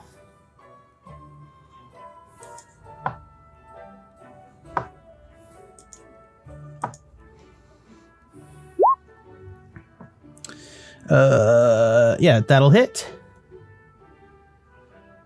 And you have sneak too. I guess you have advantage because it's from darkness, correct? You're not restrained, so yeah, you can roll twice. Oh, I get advantage in darkness too? Well, you're not hidden, actually. Just because he can't see me. He can't see you, yeah. It doesn't do any difference. But you are going to get... You're not hidden, so I don't think you get sneak attack. Does he get sneak attack? No, he has advantage. Yeah, he gets sneak attack, of course. Yeah, you're going to do... You're going to do 11, so you're going to do 18 points of damage to him. But you don't manage to sever his spine, but you manage to do damage to his automaton body. Am I free to proceed, or I mean... Yeah, you can move. Kind of Yeah, he can't. Yeah, you're back in combat. This is not what I wanted, but here we are. It's fine. Totally cool. What do you want to do? You make another attack. You can disengage and try to get away. Well, do I have to disengage if he can't see me now that I've attacked him? No, you can get away, but he can get an attack on you. Is what he did. He doesn't, and you don't know what kind of attack he'll be able to make. All right, I'll use it to disengage then, and I'll use my bonus to disengage then, and then I'll just move, because I haven't used my movement yet, over here to Ashe. Yeah. So I can attempt to free him next You're turn. able to move through with using the sound of Ashe screaming to come up to him. You find Ashe, you feel around on the table, and Ashe is freaking out, just like flipping out, and he's just like held in place by a giant mechanical claw, and you can feel the claw. Oh, that's right. He's still restrained by the claw itself. Is the silence still on our spot right here? Which one? Is the silence spell still right here, like centered on me? Yeah, it is. So you I'm can't. gonna give up. If it's That's still right. me- Yeah. He dropped it. I'll say you can scream. Yeah. I'll just because okay. If that's the case, I'm gonna say since I can see through this darkness because I used it with sorcery points. That's right. I'm gonna say, Scree, just get out of here. Just get out of here right now. Don't you dare let him capture you again. All right, I'm gonna give up on Ashe for the moment and try to help Chuck since he's not held down by an arm, and maybe by something else. As you move past Chuck into the next thing, you're gonna move out of the area of darkness. Oh shit! I thought it was just all over the place. Okay. Yeah, no, Chuck is just out of the darkness. Okay, well then I'll make an attack on the automaton that's holding him. Go ahead. Dagger. You use disengage, remember? So you don't have another attack. I mean, I don't know if this is all the same round or what. All right. Let's go ahead and roll. All right, let's go ahead and roll another round of initiative as you guys are down. Stop at that. Sorry, we'll make this simple. Sorry. Chuck at 7. Chuck, your advantage. I don't understand how that advantage works. I don't think it's helping you out, mate. I don't know either. Okay, Ashe, where are you at? Being restrained on the claw table. Well, what's your initiative? Roll it again for me. My Sorry. bad. No, my bad. I'm just messing with you. 19. Nice. Alrighty. So we're gonna start the order with Ashe, because Scree just went, and I'm just gonna move from there. Sorry, guys. Okay. It's probably best to do it this way, anyways. So. All right. I don't really have any spells that I can use since I'm restrained. I guess I'm gonna cast Mage Armor on myself. Yeah, you can do that. It will be dispelled, by. No, he can't see you, can he? Yeah, I'm in darkness. Yeah, so you can't do it. You get mage armor. What do you mean you can't cast any spells since you're restrained? You still have your verbal and your hands free. No. Well, it would be darkness. He can't counterspell if you have darkness around you. He has to see you to counterspell you. But yeah, I can still cast spells though, even if I'm restrained. Right, exactly. It's not. Yeah, it would be depending upon some stuff. Yeah, but like if his hands were restrained, he can cast. You can absolutely cast if you're restrained. You might have if you're trying to make a spell cast. If you're making a spell attack, you'd have disadvantage. That'd be the thing. Wait a minute. No, actually, can I retract this? I'll allow it. It's a pretty tense situation. I'm gonna say, Scree, come back over here, and I'll give you my last haste spell. And I'm gonna hold. Hear that, so yeah. I'm gonna hold haste spell for this turn and ready for when Scree gets next to me.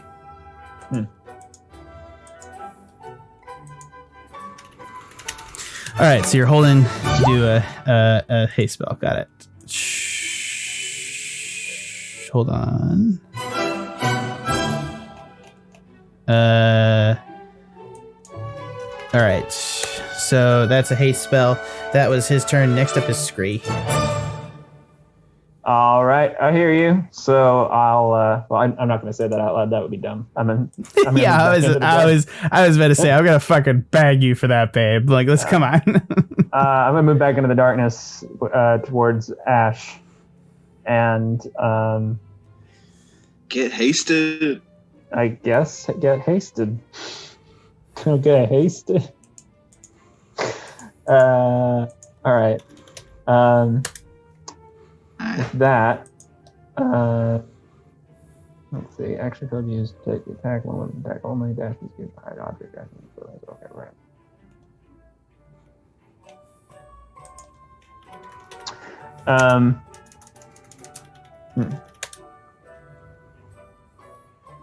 What are you doing? Yeah. I am going to use. So haste gives me an extra action. Just general action. I'm going to use disguise self to try and imitate one of the automatons. If I'm not like, if they're not just like hugely tall, I'm like, I don't know, 5 foot something. I got like a foot of wiggle room, I think. Go ahead. What's happening? So I'm gonna cast Disguise Self. You make yourself, including your clothing, armors, weapons, other belongings of your person, look different till the spell ends. Till you use your action to dismiss it. You can seem 1 foot shorter or taller. I want to try and imitate one of the. Let's see. Yeah, so I think I can just do it until something tries to roll investigation against me. Okay. Yeah. So go ahead. All right. So I change into the automaton that was restraining me to resemble him, and then move out of the darkness to attempt to attack the other automaton that's restraining. Okay, so you moved into the spell, triggered the haste spell, so that and then you used your turn to use your thing to cast a change person spell, correct, on yourself to look like the automaton. Yeah, all right. Yeah. So you have used your action, and you don't use your bonus action to attack unless you use your action to attack. Right. So I can't still attack. Correct. Haste gives him the extra. Oh yeah, haste. Use the extra attack. Yeah. My bad. Good call, guys. Okay. So yeah, go ahead and attack. I couldn't remember. No. I'm fucking up. It's me. Action can be used to take the attack. Yeah, as long as I'm still attacking and not like casting another spell. That's what I can remember. Okay. Yeah. All right, 1 weapon only, or one-handed weapon only. So no bonus on that. Mm-hmm. Roll a dagger attack. Try and chop off the arm that's about to. That hits. Fall off a horn. That hits.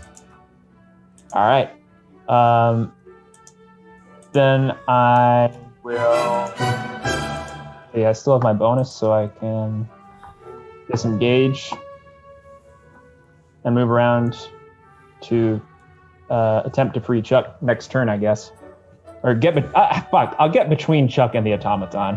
However You that can't. works. There's not really enough space. You can get. Yeah, there's not really enough space there. Yeah, Okay, yeah. well, I'm sticking with Chuck, and that's my turn. Okay. Next up in the order is Chuck. I try to break Are free. you confused still. by the fact that an automaton tried to rescue you from another automaton? I'm just trying to get loose here. All right. Okay. Go ahead and roll me with disadvantage, I guess, an athletics check to force it, unless you want to do text. I'll go athletics. Yeah, okay. That does not break it. Oh. It's extremely difficult, sir. I'm sorry. Oh. All right. The first, so it's going to be the first automaton's turn because they rolled awfully, and it's going to bring its bleeding saw blade down onto Chuck's horn, and it's going to cut off his right horn. It's going to fall onto the ground.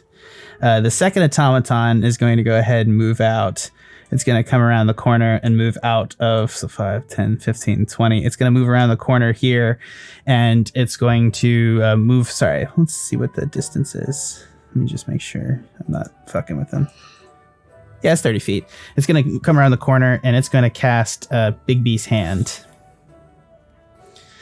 You create a large hand of shimmering translucent fort in an unoccupied space that you can see within range. The hand lasts for the spell's duration, and it moves at your command, mimicking the movement of your own hand. The hand is an object that has an AC of 20 and hit points equal to your hit point maximum. If it drops to 0 hit points, the spell ends. It has a strength of 26 plus 8 and a dexterity of plus 0.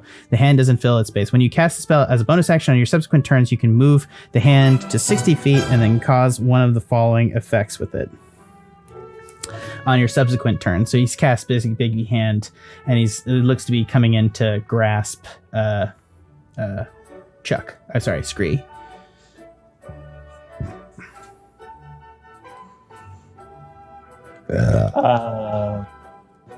And the other, it's going to be Garrick's turn, and he's going to cast Dispel Magic on the darkness. Which I think he's going to cast it at a 5th level, which I think automatically does it, correct? Yeah, it does. Yeah, so he breaks, the darkness falls apart, and now everything's exposed. Okay, next up in the order is Ashe, and you're still pinned to the table by a claw. All right. What Ashe is going to do. Vale, Ashe, please, be calm. Don't you see the wonders of my machinations here? They're so gorgeous. Don't you want to be like them? I can make you so great. A nymphal toad with your brain is going to stabilize your reaction. I believe your blood may have consumed it and embedded it into your natural structure. It probably resonates with the thing in the harbor, if I had to guess. Please, you could be my greatest construction. So powerful. Just stay still. Lay down.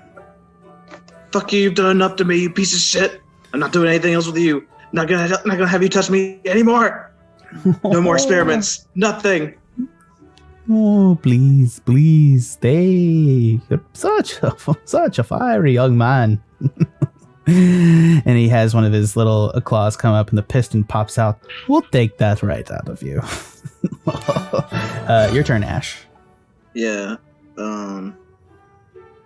Fuck it. I'm just gonna cast darkness again. Are you gonna subtle Yeah. spell it? No, I don't have the sorcery points to do it. He's gonna attempt to counterspell it, but he's Alright. gonna counterspell it 4. Okay, yeah, he'll counterspell it. Yeah, so it's counterspelled. Oh, Ashe, please. Come on, be reasonable.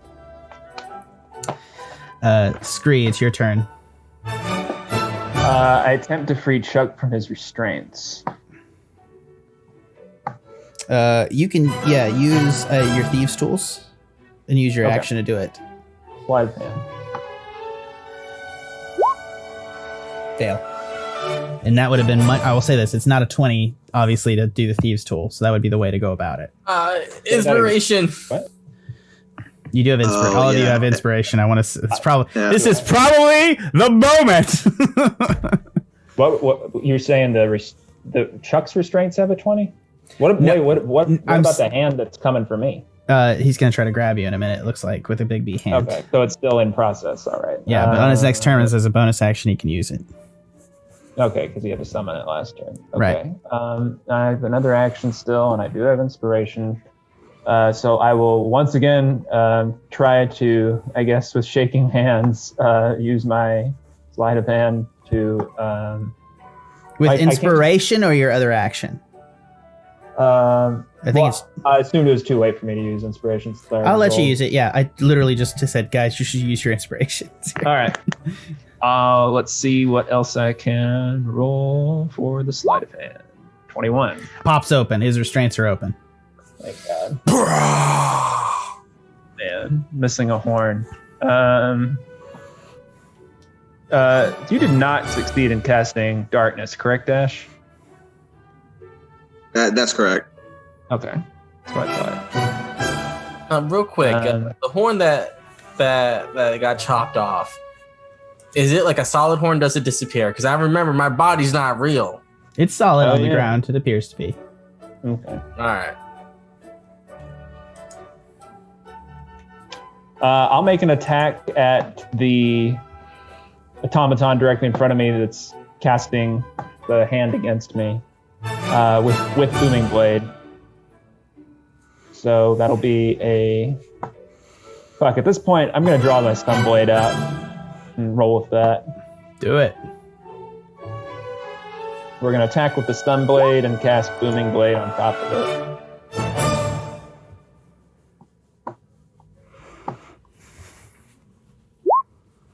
All right, so Booming Blade, 18, that'll hit. And obviously, you are you attacking the one directly in front of you, correct, next to Chuck?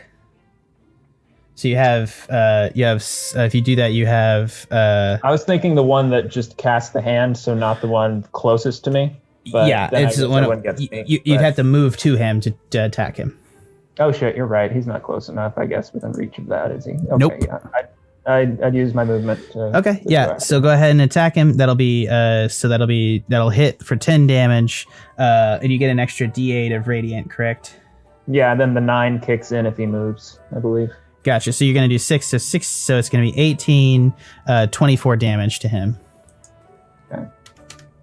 And I still have my bonus, but I don't think there's much I can do with it. Dash, disengage, hide.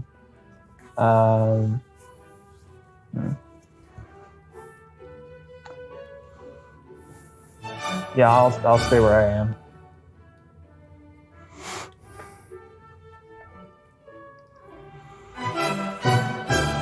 All right.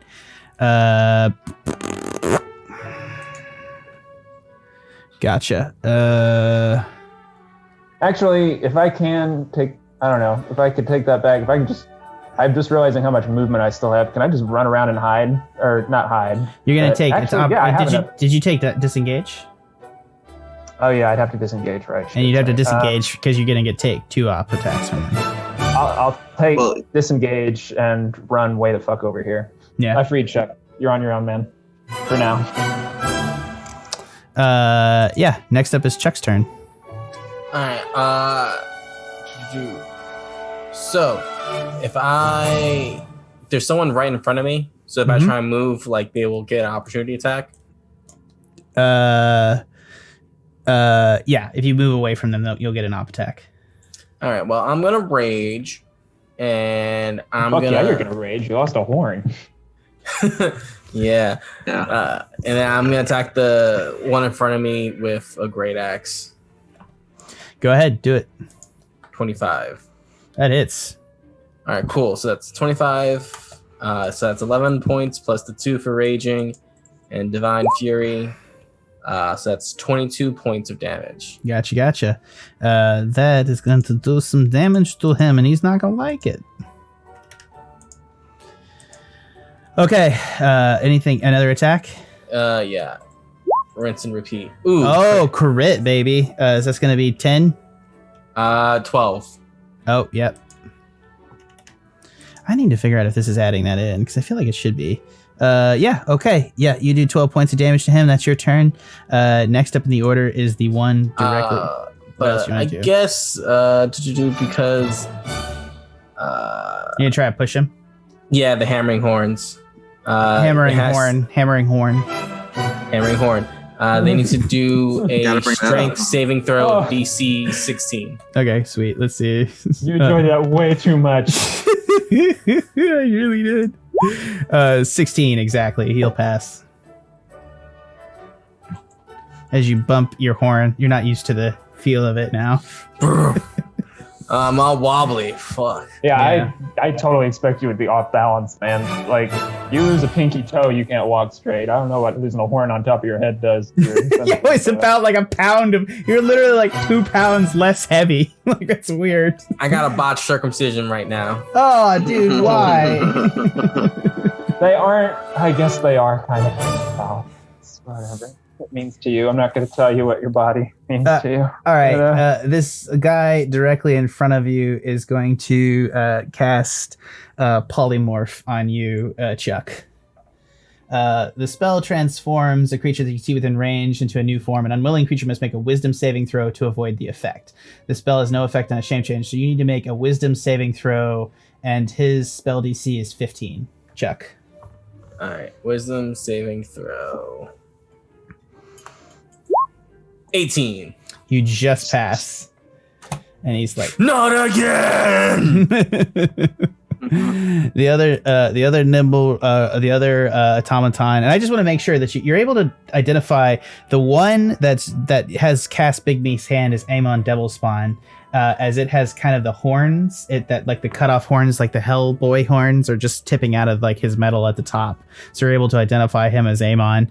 He's going to turn and he's going to use his Big Beast hand to come after that. He's going to go grasping hand. The hand attempts to grapple a huge or smaller creature within 5 feet of it. Use the hand's strength score to resolve the grapple. If the target is a medium or smaller, you have advantage on the check. While the hand is grappling the target, you can use a bonus action to have the hand crush it. So it's going to make a grapple check. You can choose to, I guess you can choose to use Dex or Strength against it to make the check. No. He's grappling Scree, not you, Chuck. Oh, shit. Yeah, I figured. Sorry. What do I roll to resist that? It's going to be a Strength or a Dex. You did not roll well, Okay, so you're good. That is going to be a Dex then. That I can choose. He rolled a 10 on his Strength score, which was D20 plus 8, and he got a 10, so he rolled a 2. Wait, I didn't roll anything. What are we talking? You need to roll. It's a contested grapple. So this giant hand that he's casting, he's using a bonus action to have it come around and try to grab you. Right. Okay. Well, do I have... Hold on. That passes, no, I don't yeah. have evasion. No, that passes. It just Oh, misses. okay, He's trying to grapple you with the hand and he misses. Okay. Sorry, I expected it to be way higher. No, it's fine. It is. It's like a D20 plus 8. He's very good at it, but he rolled a 2 on that particular roll. Oh, I see. Gotcha, Yeah. Gotcha. That's what Sweet. you're saying. Yeah, All right. Yeah. Then So he's I lucked out. Got it. You did. Then he's gonna shoot a lightning bolt at you. Oh, okay. Hey, Bonus does action. any of that count as moving yet? I guess not. No, he hasn't moved yet. All right. So he's just casting spells at you. Stroke of lightning forms in a 100 feet line and 5 feet wide blasts up to you. Each creature within the line must make a dexterity saving throw. Excellent. It's a DC 15 dex throw. 23. You pass, and I believe you don't take any damage because of evasion. That is correct. And you avoided taking 23 damage, and I guess by extension 11 damage. So well done. All right, that's his turn, and next up is Glim Garrick, who I believe is still holding Ashe in the position. But before that can happen, out of the shadows behind you from the tunnel right over here is going to emerge a figure who's going to... Bag of nails, please. It is Bag of Nails. Yes. But is she gonna do anything? he is going to run up behind, stealthing. You guys don't actually technically see this. Well, I don't really care. You're going to see him when he does what he does. He's going to come up within 15 feet, and he's going to take an orb out of side of his pack, and he's going to toss this orb at the back of Glim Garrick, and it's going to hit his backpack.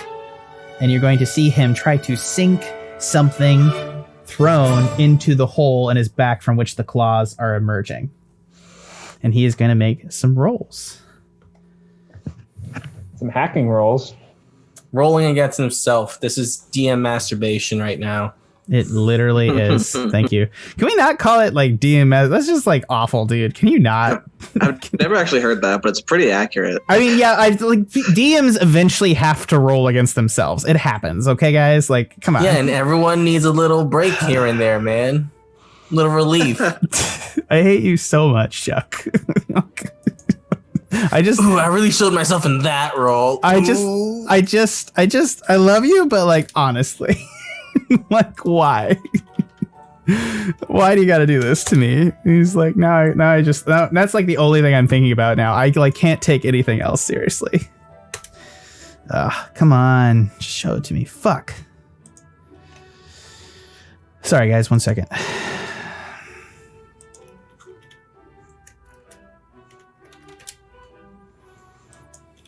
It's about that DM masturbation. I hate you so much. I hate you so fucking much. Yeah, you gotta find the right stuff, man. Otherwise, it doesn't work. Oh man, come on, bag of nails. Save us and put a pin on this. Oh yeah, this is scary. Yeah. Yeah. Yeah, we've already been named. Well, last time I realized that you guys could defeat a lot, so I'm happy to throw more at you now. You know? No! I'm just kidding. That's not how I work. Yeah, now we got our shit wrecked. I'm going to go play Spider-Man after this is over, because I'm going to have some unresolved feelings. Love it! Beat up Doc Ock. All right, come on. There we go. Save again. I'm going to go web slinging myself. All right, I didn't even here we get go. named. He's going to do a 15, and he's going to toss some sort of satchel into Doc Ock's, Doc Ock's bag. And he's going to make it from there. I didn't mean that. No, now it's happening. So, some shit's going to happen. Yeah. Placing a bag of holding inside an extra-dimensional space created by a handy haversack, portable holder, similar item instantly destroys both items and opens a gate to the astral plane. The gate originates where the one item was placed inside the other. Any creature within 10 feet of the gate is sucked through it to a random location on the astral plane. The gate then closes. The gate is a one-way only and can't be reopened. Doc Ock, as the handy haversack, is going to explode apart, and all of a sudden it's going to expand the objects inside, which is essentially like a fucking factory floor full of stuff. Is going to explode outwards with him flying into Ashe, rocketing into the face, and then it's going to create a black hole to the astral plane as he gets sucked back. God, that is a huge fucking spider. It's just sucked back through. It's like, you guys don't even know. I can't catch it because it's like too big to touch. Anyways, he's gonna get sucked back through the astral plane. Vacuum cleaner? Are you gonna suck it up the vacuum cleaner? The arm is going to detach from you, Ashe. You are not held into place on the table. You need to make an athletics save to not get sucked into the astral plane. So is this a strength save or athletics check? A strength save, I would say. Can I assist him? How? Yeah, you're nowhere near him. By trying with my thing of many blades to like kind of grapple hook and like. I will let you do that if he fails this. How about that? Oh my God, 15. wait, where did you go ahead? I haven't done it yet. Yeah, I'll let you do that. Sorry, that's not it. Oh, 19, baby. Yeah, that's a -1. You rolled a nat 20. Let's go. Yeah, you hang onto the table as Professor Glim Garrick is sucked into the astral plane. Mm-hmm. Do you have any last words? No, he just goes. He's just into the astral plane. He's not dead. He's just in the astral plane on a one-way trip. And then immediately, Bag of Nails is going to run away. Wait, Bag of Nails? What the hell? Yeah. We need to get the fuck out of here. Yeah, so you guys... None of us saw... So as far as we know, a fucking just black hole opened in the middle of the room. We have no idea why. And Bag of Nails went further. Y'all saw him throw something into the bag that opened a black hole. So we did see Bag of Nails. Mm-hmm. Oh. I'm going to establish you did. Yeah, you saw him when he threw it. I'm sorry. I meant he stealthed into the room because obviously he was stealth to Glim Garrick. But after he threw the object, y'all were looking that way at Glim Garrick, and you see the bag, like a portable hole, thrown from him into his haversack, which exploded it and then sucked him into the astral plane. Which is Now also we know what happens when you try to put a bag of holding inside another bag of holding. I guess. Yeah, it literally, it's the paradox that Ed always wanted. It was the way to kill automatons. Infinite loop shit. Yeah. Anyways, yeah, you guys are now still in the space. The automatons are still there. Are they still active? Yeah, they are. But it is now Ashe's turn. All right. 5, 10, 15, 20, 25, 30. I'm going to double move for my action. 10, 15, 20, 25, 30. Right. And then I'm going to yell at everyone, let's get the fuck out of here. And that'll be it. Okay. Next up is Scree. He may be gone, but his background music is still strong. I just turned it off. Thank you for reminding me. I don't suppose the automaton that I attacked, either one of them looks particularly bloodied.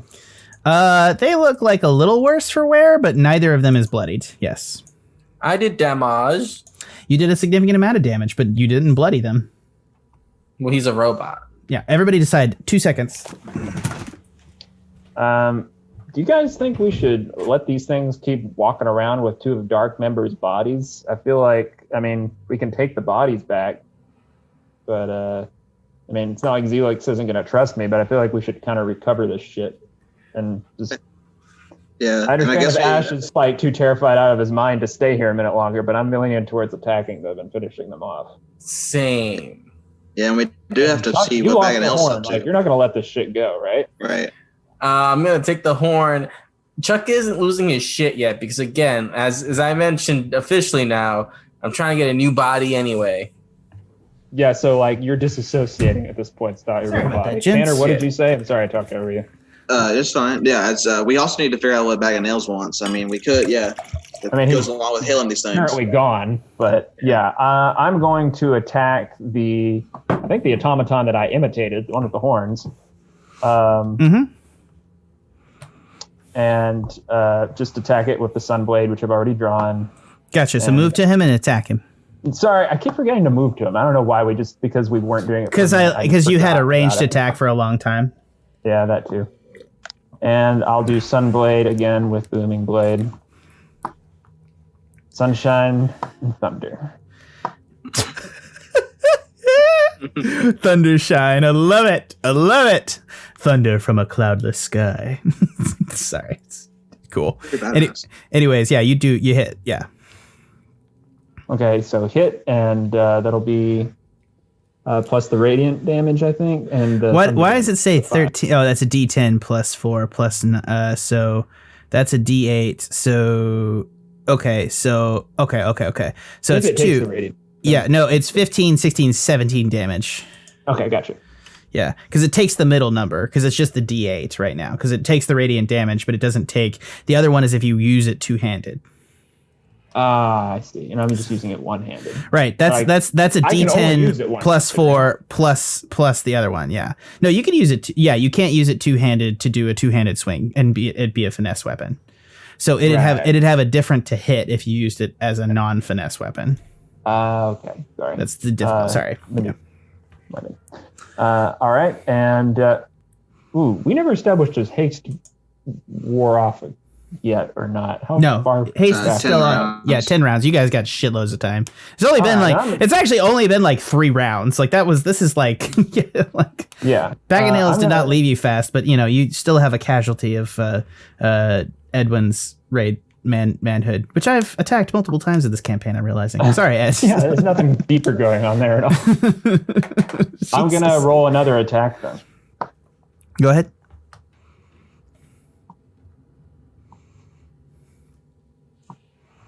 Uh, 10 will not hit. Will not hit. Okay.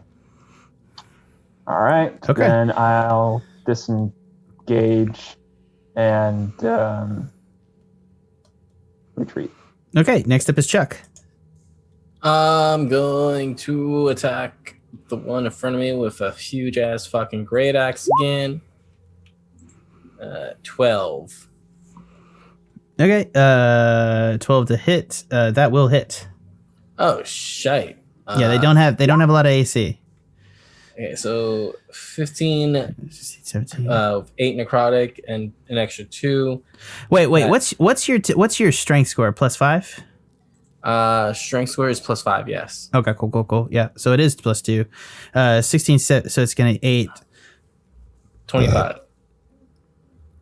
Yep, 25 damage, and he is now bloodied. And that was the I'm first just curious. one. Is there like visible blood, or is it like? No, it's not. It's like just some oils coming off of him. Similar effect. All right, and now it's an additional 16 damage. 16 damage. Yeah, that'll hit for 16. Yeah, damn. Well done. Okay. Damage. Okay, now it's their turn. The one directly in front of you is going to cast. He's going to cast Wall of Force.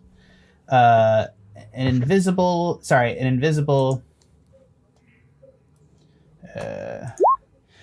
invisible wall of force springs into existence at a point you can choose within range. The wall appears in an orientation you can choose as a horizontal or vertical barrier or in an angle. If you can free floating or resisting on a solid surface, you can form it into a hemisphere dome or a sphere with a radius of up to 10 feet. Or you can shape a flat surface made up of 10 feet, 10 panels. Each panel must be contiguous.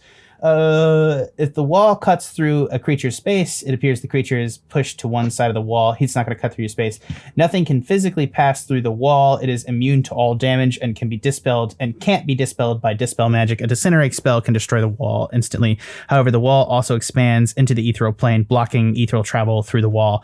He is going to create a dome, trapping Chuck Angus into the wall and space, creating a half hemisphere dome against the wall into the 5-foot square that Chuck is.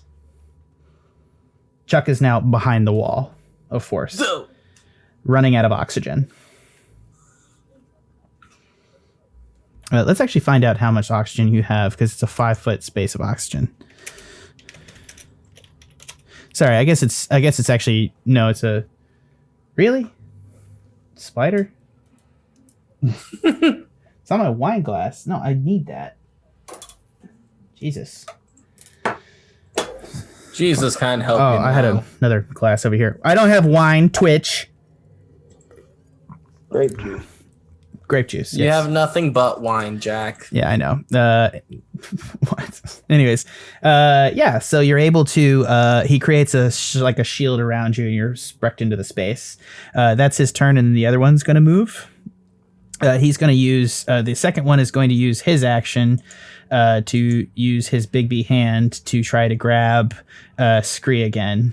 So let's actually do this. He's actually going to do it a little bit differently this time. The hand strikes a creature, one creature object within 5 feet of it. Make a melee spell attack for the hand using your game statistics. So he's going to make a melee spell attack with the hand. Technically, it'd be spell save DC. 28 to hit you, Scree. That hits. I believe that will hit. Yep. Yeah. I will shield it. No, wait, that won't mark. That won't break it. That won't help. I'll uncanny dodge to half the damage by me. Can you do that? It's not an effect. Oh, yeah, you can. Yeah, you can. It's just damage. Yeah, it's just an attack I can see. Yeah, so he's only going to do, it's 48, but he rolled 3 1s on the 48. So it's going to be 5 damage. You'll take 2 damage. my Oh God. shit! Hells yeah. I'm glad I didn't waste a spell slot on that. Well, you did use this, or no? Well, I'll just let you get by. Yeah, you take 2 damage, and then he's going to. What's his next big spell? He's going to cast. Let's just say. All right, he's going to cast a Fire Shield on himself. And thin, wispy flames wreathe your body. The duration shedding bright light in a 10-foot radius and dim light for an additional 10 foot. You can end the spell early by using an action to dismiss it. The flames provide you with a warm shield or a chill shield. Importantly, in addition, whenever a creature within 5 feet of you hits you with a melee attack, the shield erupts with flame. The attacker takes 2d8 fire damage. Okay, that's his turn. And next up in the order is Ashe. All right. So for the one that has the force shield around Chuck, Mm-hmm. is there like a loose bolt or like something that Chuck has hit off of him, like a gear of some sort, like on the ground? Yeah, I would say so. From when he hit it, yeah. Yeah, He's absolutely. severely bloodied. So if that's the case, I'm gonna use catapult, targeting that screw or whatever it is, gear, and then have it shoot up towards him inside of the force shield. So he's not inside the force shield. Chuck is just trapped inside the force shield. Oh, so then okay, then Chuck divided. He just divided the 2 squares and essentially tracked Chuck in a force shield 5 feet, 5 feet dome pressed up against the wall. So he's trapped. So it's like, gotcha. So that's the case. Then I'll just use a random knickknack from my pocket. Let's say like a pencil or a quill. Yeah. And then target catapult with that, hitting this guy who has force shield on Chuck. Done it. Do it. I did it. It's taking a while. It is. It's taking a sweet time. Yeah. So that'll hit. Wait, dexterity. They need to make a dex save, right?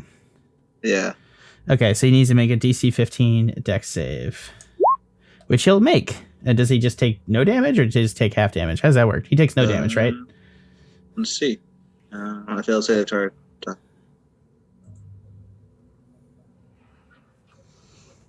It doesn't say. Hold on.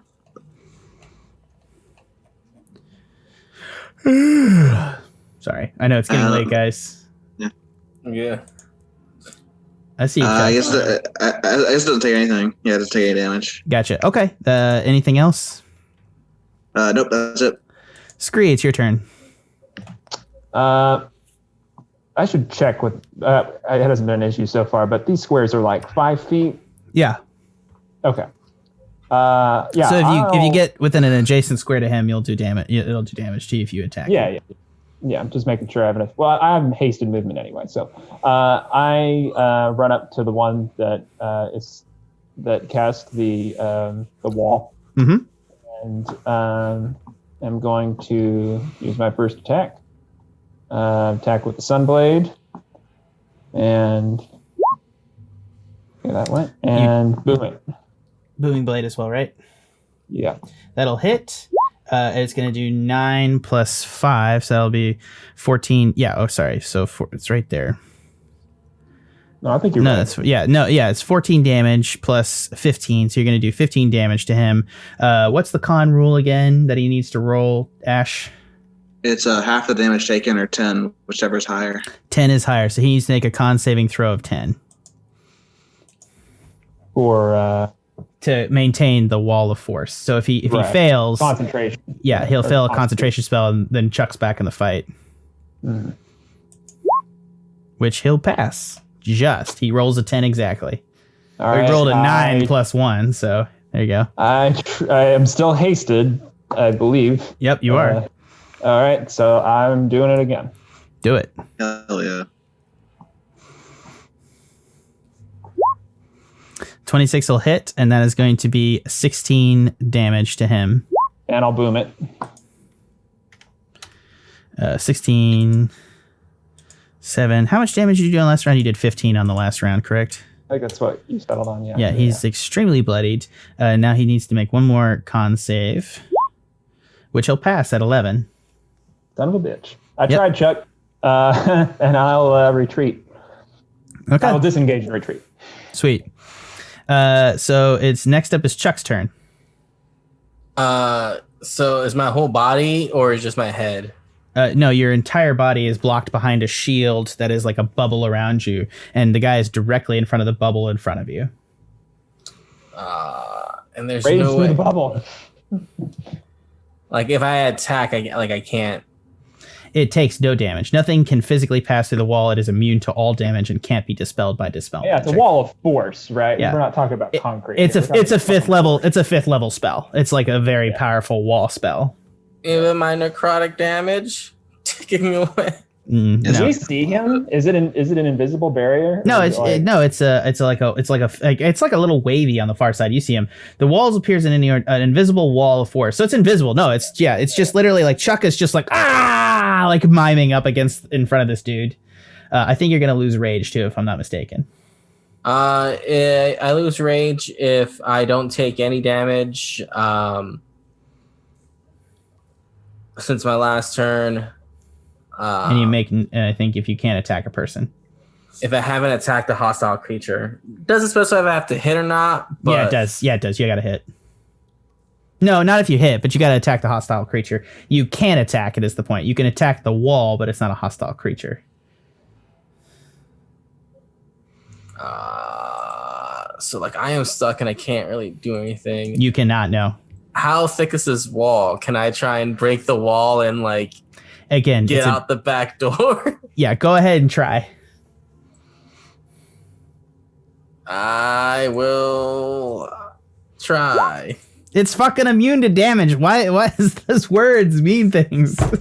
I'm Just trying, in the damn wall. it. Yeah, you can hit the wall behind you. Yeah, that's what he's doing. Oh, is that what you're doing?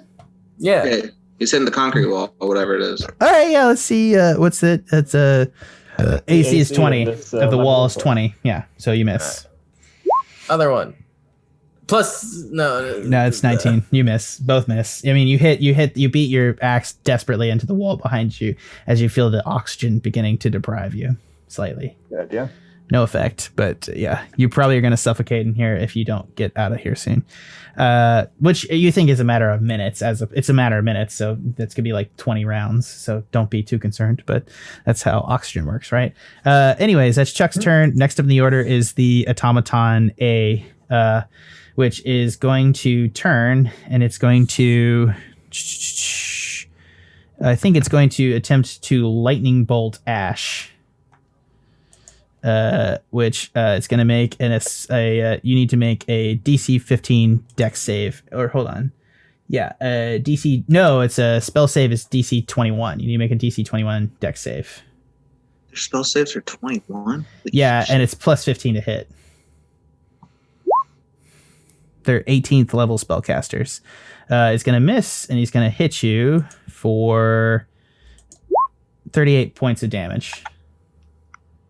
I'm down. Out of unconscious. Okay. That's his turn, and the other one is going to attempt to grasp you with Bigby's hand again. Me. Yeah. Dex save, right? Yeah, you can make a dex save. I can do it as a dex save. Right? Yeah. 15. I messed up. It was not 15. I made him make a 15 save. Sorry, Ashe. I fucked up. But they are much more dangerous than you think. Dex save is 15 on the Big B's hand. Though the Big B's hand is a set dex save because it's set by the actual thing. It's not the creature's dex save. So you... Yeah, you have to use it's not a dexterity save. It's a strength grapple check here, remember? So it's going to be this hand strength grapple check. Which will be 26, which would be goddamn. So it's not a strength. Sorry, you keep rolling saves. It's athletics, Scree. I thought you were talking to me that it wasn't a dex save, it was a strength save, so I rolled strength. Sorry, it's not a strength save. It's not a save. It's a check. So you roll athletics. So go ahead and roll athletics. So I roll athletics. Okay. Right. It is going to grapple you with the clenched fist. No,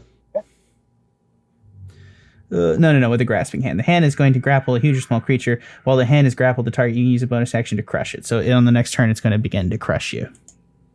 Naturally. Okay. Next up in the order is Ashe, who's down. Make a death saving throw, Ashe.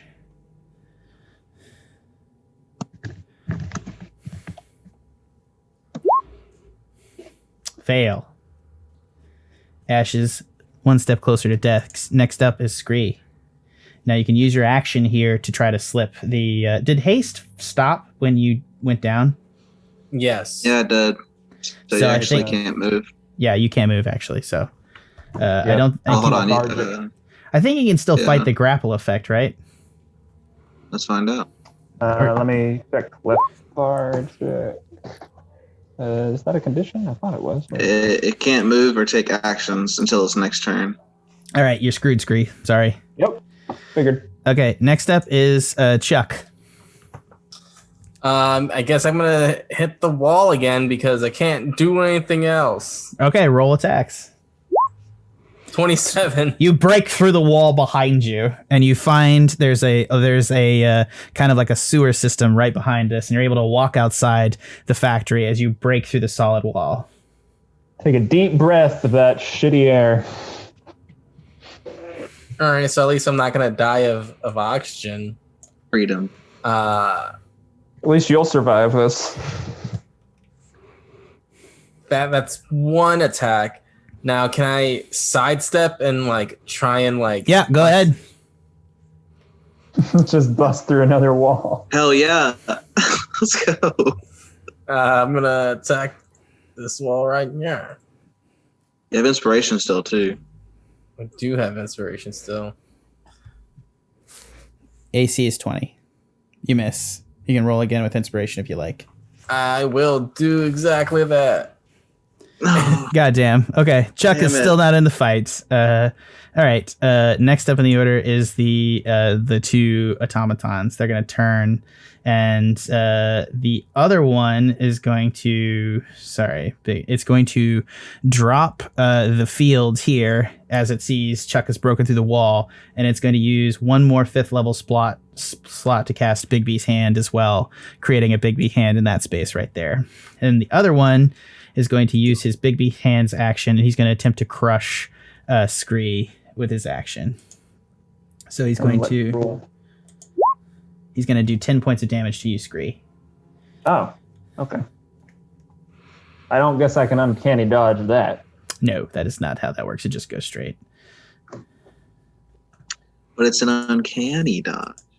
I will admit that there's some unquestioning things about this. I don't. I mean, it's just damage, but I'm not going to argue it because it doesn't make any sense to me. So All right, let's just. Man, there's so much rules. I said I'm not going to argue it. It's fine. Besides, it's a reaction. Yeah. Hits you with attack. It's not an attack. It has to hit you with an attack.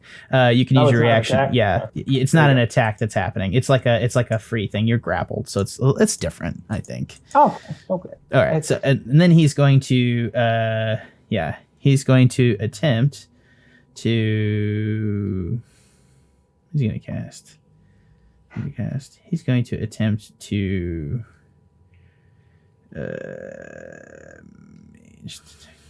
he can't use any of his concentration spells because he's holding him in Big B's. Goddamn. They run out of spells they can cast all at the same time. They are running out of spells. You're actually doing quite excellently. Are we? No, you're getting your ass kicked, but it's cool. Cool. He's going to cast. He's got a whole concentration for that. These are all concentration spells. That's the point. Concentration is tough. He's going to cast magic missile at you, just at 4th level. At who? At you. So he's going to cast 3 darts of magic missile. 5, unless you want to shield. I would like to shield. Okay, cool. Then it won't do anything. Hell yeah. I don't know why I prepped you for that. So great. I was gonna say it. Give me some credit. I was waiting for you to put it. I just Ashe, make another death saving throw. 2 failures. If Ashe fails on his next turn, you can die. You can see Ashe gargle and gasp as like he's about to die. So next up in the order is Scree. You can attempt to grapple free. I think that's what I need to do. Which check, save. I think in grapple you can either choose to use athletics or I guess acrobatics. All right, acrobatics it is. 15. Nice. All right, let's see. And Big B's hand. Sorry. Come on, Ash's life is on the line here. Yeah, come on. Save me, Scree, once again. Make it 12 this time. I don't think you have the breath to say that. He fails. It's a 9. You're out, baby. Let's go. Yeah, you used your action to do that. So you are free from Big B's hand. What do you want to do? I'm apologize. Remind me how saving Ashe up works Pour again? a potion down his throat. Yeah, but you need an action to do that, and he just spent his action to get out. Yeah, so I don't have another action, so I guess I can't help him. You can try to, I guess. It's a potion or what? No, he's on his death rolls, right? So what's the stabilizing thing? Oh, it has to just be a potion or a. Yeah, if you can figure out if you can make a sleight of. All right, I'm gonna do this. I'm gonna roll this. If you can sleight of hand to remove it from the bag of holding. So let's say you're gonna make a sleight of hand check. If you fail the sleight of hand, if you succeed on the sleight of hand check, I'll let you give him a potion with your bonus action. If you fail on the sleight of hand check, you're gonna smash a potion. That's worth it. I think so. I accept that. Are we all good with this? Is this free balling DM rules? Yeah. Yeah. Yeah, that's good with me. Was it not Ashe? Well, I was looking at what stabilize does and whether you need an action to do that or just a medicine check. It requires an action. It's bullshit. You should be right. I don't have an action left. Yeah. It would be. Right. He could stabilize, or if he had an action, he could do it, but he had to escape. So Right. which is why this is like difficult. So the other thing too is Chuck would have to use his action to come through the room. So either way, you'd be making the death save. So I think it's worth it. So go ahead, make a sleight of hand. Sleight of hand, right? Sorry, I forgot and all that. Oh no. Doesn't look good. Does he still have his inspiration? Yeah, you do. No, I spent mine. What'd you spend it on? I used it for the save. I think. Freeing Chuck from his bonds, I believe. Oh, yeah. That was successful. That was my action and bonus action. You gents. fumble it, and it smashes a potion on the floor, and it's just like the red liquid rivulets run over Ashe as he's like sitting there. Ironic. All I can do now is move. So I guess I'll move in front of Ashe, but for all the good that'll do, that'll be it. Line him up for a thunderbolt. Anyways, next up is Chuck. I'm gonna again attempt to break in there. Do it. Miss. Hey! Oh, the wall is open, baby! All right, the wall is open. Can I also try and slide a hand in? I'll let you do it, but you're gonna smash another potion if you do. You don't have an action left. We only have one more of those, right? No, you guys bought like five. 5 or something, right? Yeah, you bought 5. We used one. Oh, okay. So now I've used 2. one, slash 1. Okay, Yeah. so you have 3 left. Okay. You have 3 left. So it probably is worth it here for you, Ashe. I'm just saying. All right. So, Well, I thought it was the last one, then it wouldn't have been worth it. all right, I'm gonna let sleight of hand. Chuck Angus. What is Chuck Angus's sleight of hand here? 0. This is pretty big. Actually, I'll let him do acrobatics or something. fuck you. I always get an acrobatics it out of the bag. Just explain that to me, and you know what? Explain it to me, and I will let you do it if it is a good enough fucking It's cool. explanation. I have I mean, 0 it's in not me acrobatics doing as it. well. I need athletics. It makes no difference to him. Whichever that you want to explain it as. How about survival? Can I roll survival? No, it's not a survival. You have to be surviving. That doesn't make any sense. Okay, come on. Roll sleight of He's got this. roll sleight of hand. Yeah. Would it count as a saving throw? No. All right. Oh, Okay. Sleight of hand is never a saving throw. Okay. Saving me. 18. You get it. You get it out. Use your bonus action. Shove it down his throat. Repaying the favor. It's just let's find that. Where is that? It sounds something like this. Perfect. Yeah. Sorry. All right. Yeah. Ashe is alive. Go ahead and roll some hit points, Ashe. I feel successful at depleting your guys' stock 4 hit 4. points. Okay. All right. It is now the lead simulacrum's turn, who's going to have his hand rush at Chuck Angus, and he's going to roll a spell attack to hit Chuck. And he's going to get 30 to hit. That hits. And he's going to do... Shit. He's going to do... how much he's going to do? He's going to do 16 points of damage to you, Chuck. Boom. Sweet. All right. Next is the other one who still has his open. Oh, no, actually, no, he just, it's a Bigsby's hand. So it's good. He is also going to cast a fire shield on himself. So both have fire shield active now. And the second one is going to use his Bigsby's hand as well to do another attack on Chuck Angus while he is unraged. And he's going to, he's going to do another attack for 19 to hit. I assume that hits. And he's going to do another 48. Which will do 15 damage to you, Chuck. Poof. What's everybody's HP? I mean, Tanner's at 4. I'm Scree. at 50. Okay, I Scree. actually have plenty of HP left. It's more a question of everybody surviving. Yeah. I'm at 44. Everyone else is doing great. All right, let's fix that. Yeah, I did get in the way, so the other one is going to cast. He's going to cast magic missile at Chuck with another thing. So he's going to upcast magic missile to a 3rd level. No, he's going to cast it to a 2nd level, which is going to make 4 bolts. So 4 bolts coming in for damage on Chuck Angus. 3, 4, 3. So he's going to do 9. He's going to do 14 damage to Chuck. 13. Sorry. 3. Yeah, 13. Good job, Chuck.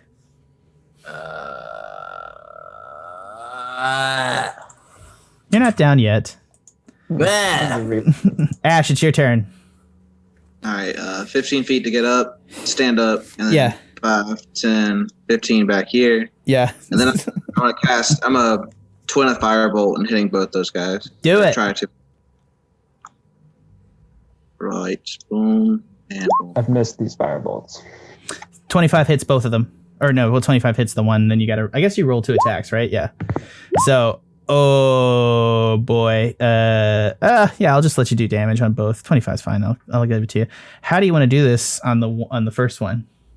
Oh, just like a firebolt, like straight, clear his head off. Just like it's like a big beam, and you just see the head fly off there. Right? Yeah, Galel's head goes flying off to the side as you end his undeath.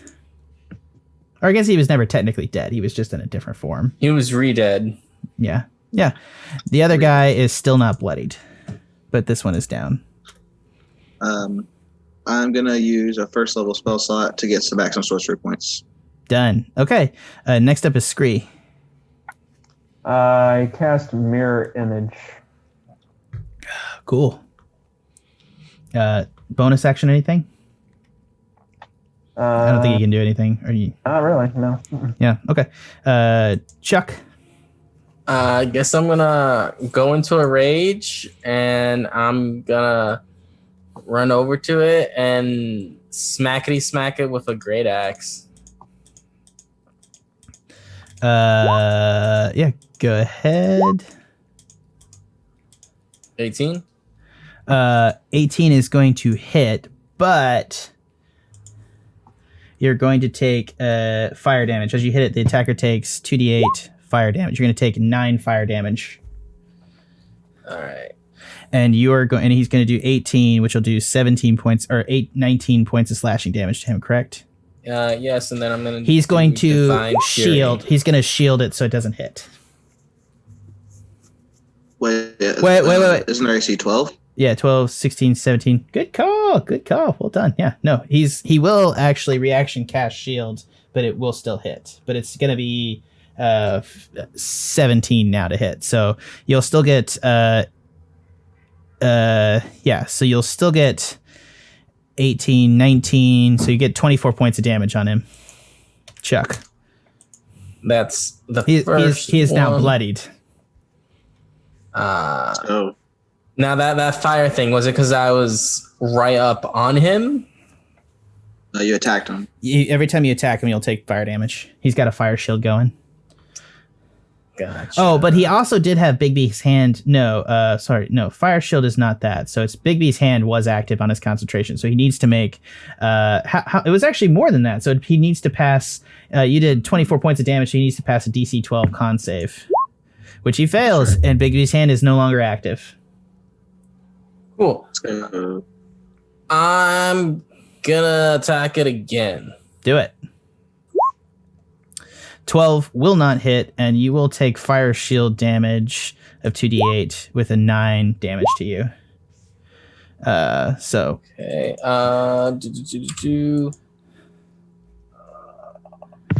I guess that's it for me. all right. Being as you guys, let's just check something here. Oh yeah, this is sweet stuff that you never want to let your DM know about.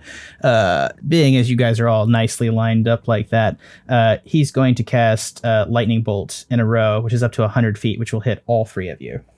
I will attempt to change it to one of my doppelgangers. Thank you very much. Thank you very much as well. I understand that. But everybody needs to make a DC 21 Dex saving throw. I have advantage on dex saving throws, which And is dope. if you still have advantage, Ashe, I would use it. I would most definitely will. Okay. Scree is going to get 19, and that's going to... so 19 won't pass. Dexterity, Chuck won't pass. Are you attempting? What are you attempting? How does the mirror image work, Scree? Yeah, I was just looking at it. Whether each time a creature targets you with an attack during the spell's duration, roll a d20 to determine whether the attack instead targets one of the duplicates. So I don't know how that works with the dex save, honestly. If that... Wait, so mirror image may not affect you at all. You may still just have to... I'll put it in there again. Put it in there. I didn't see it. Sorry, it's been in there a while.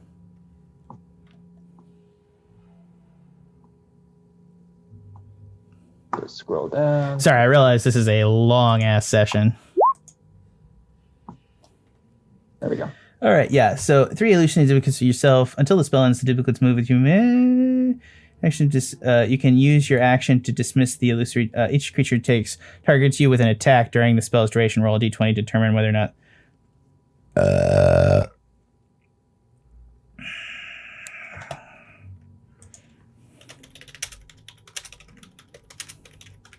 So I think, if it's a save, instead of if I succeed changing the target instead of them, it only interacts do. with attack rolls. So you're essentially in the 5-foot cube. That's So it's essentially not an attack roll. Yeah, because it's a save. So yeah, it's actually going to be DC 23. So I think, if I'm not mistaken, so Scree it gets a 19 and fails, but you can take half damage, right? Yes. Gotcha. So let's On a failed save. let's go ahead and roll 8d6. So it's 31. So Ashe is down because he's going to take half damage at 15. Scree, you take 15 damage as well because you have it, correct? Correct. And then Chuck, you're going to take the full brunt of the 31 points of damage. I am down. Okay, so Chuck, Scree, so Ashe and Chuck are now down, and Scree is the only one that's up. Even though Ashe critted that deck save? Actually, I'm gonna use this ability that I never always forget about. Yeah, you maintain 1 point, don't you? We always forget about that. Sorry, what is it? Tell me. It's a 5 plus the damage taken is my charisma saving throw, so I have to make a 20. And if I do, I instead reduce to 1 HP instead of 0. Go ahead and roll it. All right, I'm gonna use the inspiration on this one. All right, fuck. Yeah. Yeah. Oh, oops, that was my bad. You're fine. You are down. We need to backtrack on my decks here for a minute. I'm just reading over evasion. Give me a sec. You get to use it though, right? Evasion. would Yeah, be your stuff. when you are subjected to an effect that allows you to make a dex saving throw to take only half damage, not just any dex saving throw. Then. So because you failed, you took the full blunt of damage, right? So, well, and it's not an attack, so I can't uncanny dodge it either, because that would also have it. Uncanny dodge is only for an attack. So it's not an attack, right? Okay. So it would just be I'm evasion. just trying to get the terminology right here. If he attacked me, but it's not an attack. It's a because spell effect. So he didn't shoot directly at you. He literally just like bathed a space in damage, which is why mirror image doesn't do anything to you, because different creatures are better at that sort of thing. So are you still full up? damage. So double 19 then was the full damage? No, 31 damage. But you don't ever take full damage with evasion. Like That's even what I if thought. you fail. Yeah. That's what I'm trying to get right. Oh, so yeah, it would be 15 damage total to you. 15. Yeah. Okay. I took 19. You said took 15. Yeah, you took 15. It's half of 31. It rounded down.